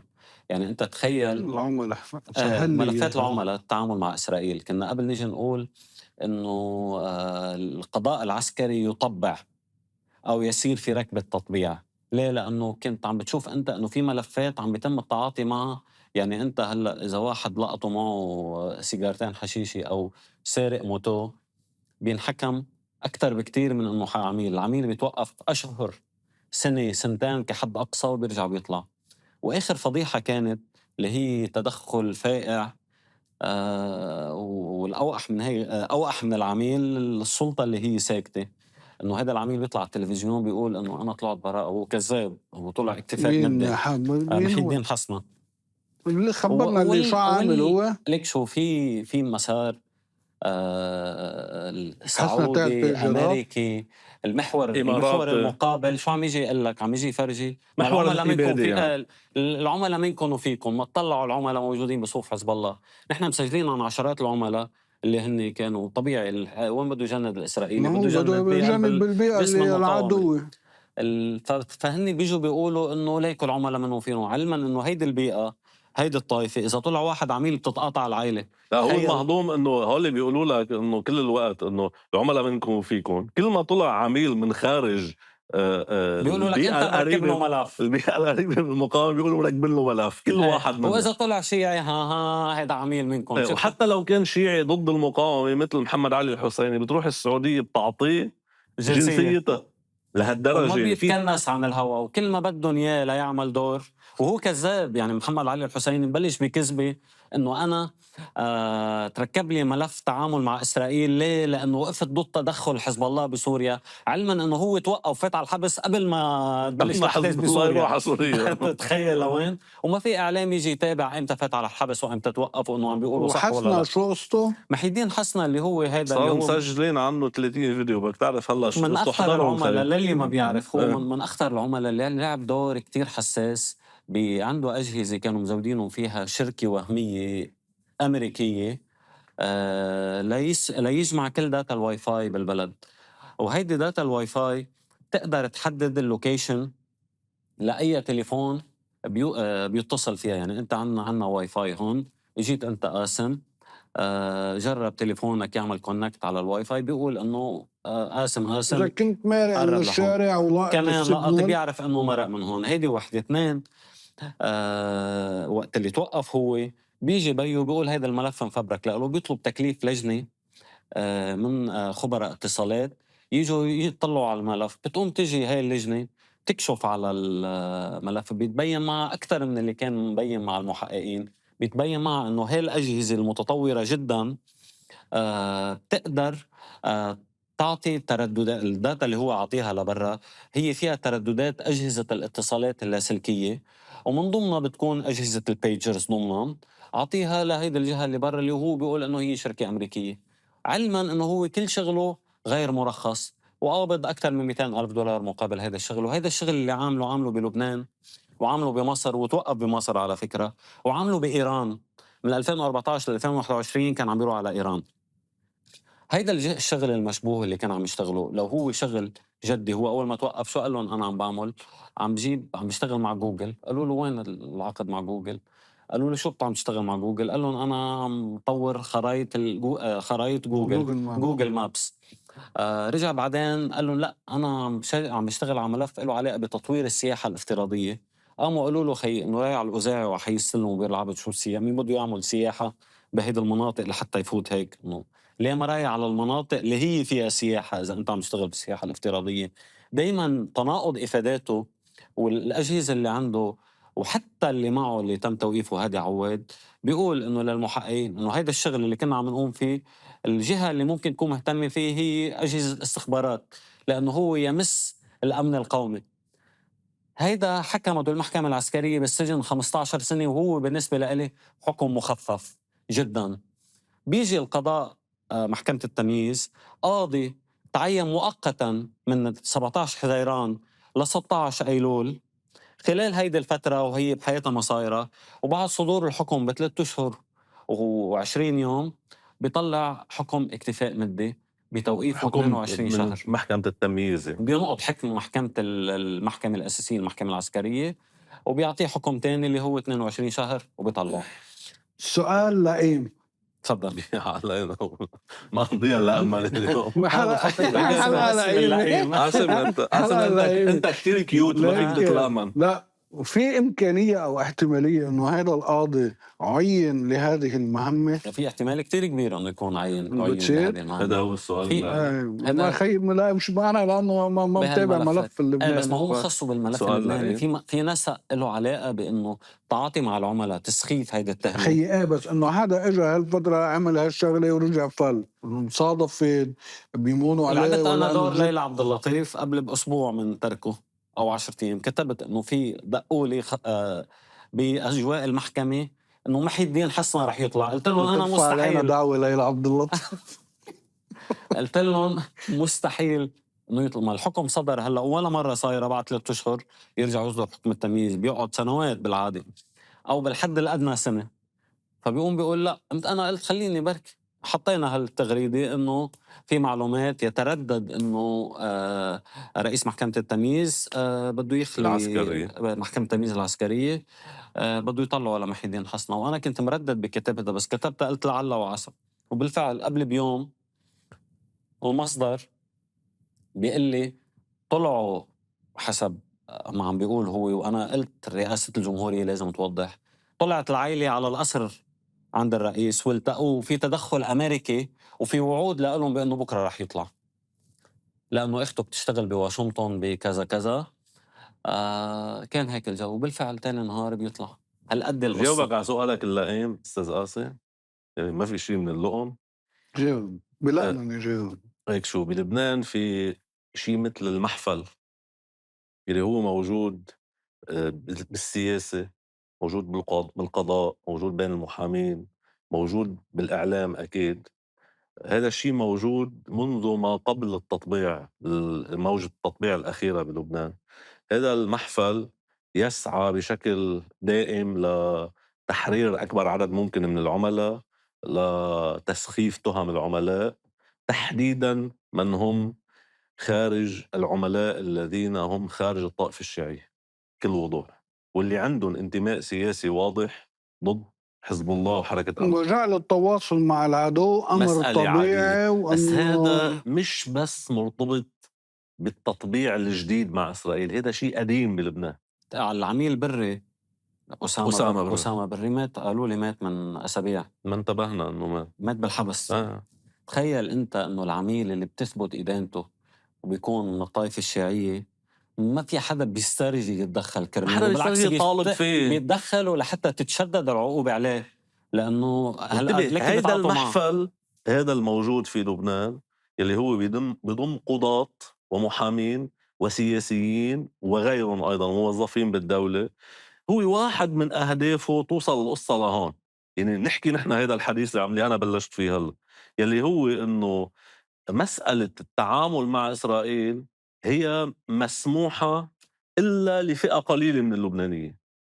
هن هدفهم هيك، هدفهم يعتبروا إنه هذه مسألة هي طائفية، وإنه غير الشيعة بحق لهم يتعاملوا مع إسرائيل. هذا شيء كتير خطير. سلوكهم من 2009 لليوم، على الأقل من 2009 لليوم، بدي أفترض أنا أنه تجربة 2000 لأنه كان في عدد كبير وكذا، والدولة بدأت حلتها بهالطريقة اللي انحلت. عملاء اللي توقفوا سنة 2000، وأصلا غالبية العملاء اللي كان في قيمة على شغلهم بالمعنى الإسرائيلي فلوا، هربوا على فلسطين. ولكن اللي ضلوا تم التعامل معهم برأفة من قبل المحكمة العسكرية بسنة 2000. بدي أفترض هذه صفحة وطويناها. طيب بعد ويوم صار ينقال إنه في ناس غصبا عنهم نتعاملوا مع إسرائيل ومدري شو، هذا الشيء اللي كان ينقال قبل التحرير. طيب بعد التحرير في ناس عم يشتغلوا مع إسرائيل لينفذوا عمليات تفجير. خي نحن بال2002 قتل جهاد جبريل، 2003 بالمزرعة تم تفجير عبوة في الإسرائيلية إجوا زرعوها، 2003 علي صالح بالضاحية، 2004 غالب عوالي بالضاحية، 2006 الأخوين مجذوب بصيدا. هي كلها تفجيرات عملتها إسرائيل، ونحن كنا مارقين بمرحلة كان فيها كتير تفجيرات بالبلد. هل وفي حرب صارت، أول حرب وتاني حرب، وبالتالي العميل بهالحالة مفروض تتشدد بحقه العقوبة. فالخبث اللي صار بعد 2009 لما بلشت موجة توقيف العملاء، هي أحد الضباط المعنيين بموضوع توقيف العملاء إجا مرة قالنا، قايلنا إياها كذا مرة، وخي كل العملاء غير الشيعة ظهروا من الحبس باستثناء 1 أو 2، كلهم تم إخراجهم من السجن. يعني في حدا عم يتعمد يقول، يعني أنت هلا الإسرائيلي بيروح بجند بالطائفة غير الشيعية وبيجي بيقول له بأحد دوافع التجنيد بيقول له ما بيطلع عليك حكم كتير إذا لقطت ونعطيك 200,000 300,000 ما بتنحبس كتير، بترجع بتطلع ومعك. في مرة قلت وادي حنرجع مرة في خي توقف ضابط بالجيش اللبناني، وقفوا الجيش اللبناني بتهمة التعامل مع إسرائيل. بعد شي 4 سنين ونص ظهر من الحبس. هو متعامل بحسب التحقيقات بلش التعامل مع إسرائيل بال95. ضابط رفيع يعني، مش توقف سنة 2010 تقريبا، 2009 أو 2010. بقي بالحبس أقل من 5 سنين. قمت سألت قائد الجيش الأسبق العمال جاء أهوجي، قلت له كيف ظهر هيدا الزلمة؟ قال لي القضاء ظهر. قلت له جنرال إنه عم نحكي هون ما فيش كاميرا يعني. قال لي مرته من حماته صار معها كانسر، وحكي معي فخامة الرئيس، يوم مين فخامة الرئيس ميشيل سليمان، وقال لي انه ما هو قصة زعرنة بزعرنة، وانه هو وقعوه الاسرائيلية بقصة نسوان وما نسوان وقت اللي كان عم يعمل دورة بامريكا. فظهرنا بهذه الخفة بيتم التعامل مع هذا الموضوع، بهذه الخفة. ضباط يعني في عدد من ضباط بالجيش هن مورطين بهاي الملف. الجيش وقفهم. ففي مين شو اجى عمل ظهروا من الحبس كلهم. هلا المنيح بقصة حسنة واللي هي لازم تتكمل، حسن عم يتصرف بصفته أجنبي، بس هي حتى أنت وقت اللي تيجي تقولها اللي ما بتابع الملف مزبوط كل مرة بيرجع بيوصلني، برجع بتقولها برجع بيوصلني. شو خبرية يعني. أنت مثلا الإسرائيلي بيجي بيلقط عميل متواصل، مش انه شاغل شغل امني لجهه عدو مثل ايران او المقاومه، متواصل مع هيدا جهة ده عدو. بيلعن ابوه. فهلا باخر فتره كميه كبيره مثلا من العملاء اللي يسمون عملاء، هن عملاء لايران بقلب اسرائيل، بتلاقي الاحكام اللي عم يحكموها هي كثير عظيمه. هذا الوزير اللي وقفوه باسرائيل الوزير مش بعده الصيني. بالحبس ولا بقى لا؟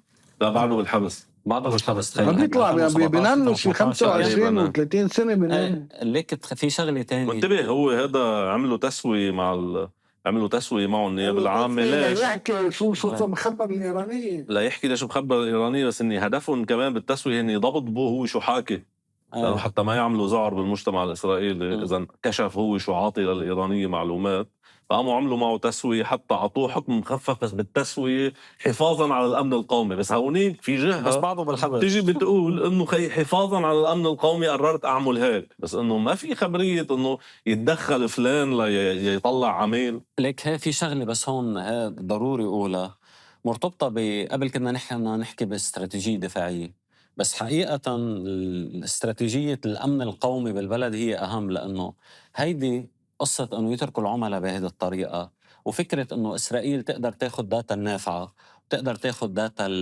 شركات الاتصالات MTC والفا، وداتا اوجيرو، وداتا العقاريه، وداتا الاحوال الشخصيه. ما هو كلهم هو يستخدموا بشو؟ يستخدموا بهذا الذكاء الصناعي لقتلنا. ففعليا انه كل هي ضعف هيدي الدوله وتراخيها بهيدي الطريقه وتهاونها هو هدفه الاسرائيلي من خلال اختراقها، هو هدفه الوصول لقلب المقاومه لقتل. يعني لو المقاومه اقوى، وهون لازم تشن معركه بالداخل. هلا الدعوه اللي بدهم يعملوها على حسنة، في عشرات الدعاوى عم تتحضر عليه لمحي الدين حسنة بي، يمكن عم يجرب يهربوا من البلد. سافر اخذ باسبوره او كان عم قدم باسبور بدل من الامن العام، بعتقد اعطوه اياه بالامن العام او اخذوا من فرع المعلومات. بس انه محي الدين حسنة وقح لدرجه او انه طلع على التلفزيون واللي استقبلوه مستقبلين قبله عميله وقاعدين ينظروا علينا بموضوع الوطنيه، انه هن وطنيين وانه نحن العملاء. هلا انت اذا قلت لك انا عن عدد من ضباط الجيش تم توقيفهم بالتعامل مع العدو الاسرائيلي من طائفه محدده، هل فيني اجي اقول انه الجيش بيشتغل مع الاسرائيلي؟ بالعكس، الجيش وقفهم. بقوى الامن الداخلي وقفوا عشرات الضباط ومئات العناصر كانوا بيشتغلوا مع تجار المخدرات وبيسوقوا فيهم لتجار المخدرات. لا بل في واحد امر فصيلي كان شريك بمعمل كابتاغون بعرسال. عرفت كيف؟ فهل بيجي بقول انا قوى الامن بتاجر بالمخدرات وضباط ثبت انه هن مورطين؟ ففي شيء عم يشتغلوه الاعلام العربي والإعلام اللي هو بمحور الإبادة بالداخل اللبناني لحتى يجي يشوه صورة المقاومة، ويجي ينمط فكرة أنه أنتوا العملاء مش نحن، وأنتوا عم بتركبوا لنا ملفات. بس حقيقة اللي واقف مع الأمريكي والإسرائيلي هو حتما عميل. يعني نحن وقت اللي دغري بيقولوا لك ما تخون، كيف شو بدي أقول لك؟ ما أنت عم تقول لي أنا مع الإسرائيلي ضدك. أنا ما بيعني لي أنه أرضك تتحرر، خي خلاص استسلم. ما بيعني لك ترجع على أرضك بتعمر بيتك. تقول له أنت عميل بيقول لك عم بتخون. live today fight tomorrow. to fight tomorrow. بس هي fight today to fight tomorrow. بس هي على فكرة هيدي بدنا fight today to live tomorrow. عم بيعبر لنا انه عنده إرادة بالقتال غدا، بس هو بالحقيقة يا ريت هيك. طيب خلص طولنا كتير. هاي الحلقة بدنا نعملها، اتفقنا انه نحن شهريا مرة بتكون او حسب الظرف، فما فيها مقدم. هلا المشاهد اللي بيحضر لاخر الحلقه ليحضر هذه الجمله بدنا نعطيه جايزه. بده يكتب لنا بالكومنت انه انا اللي حسن بده يدفع حق هالجايزه. شكرا، بنشوفكم بحلقه قريبا ان شاء الله. ان شاء الله. يعطيكم العافيه.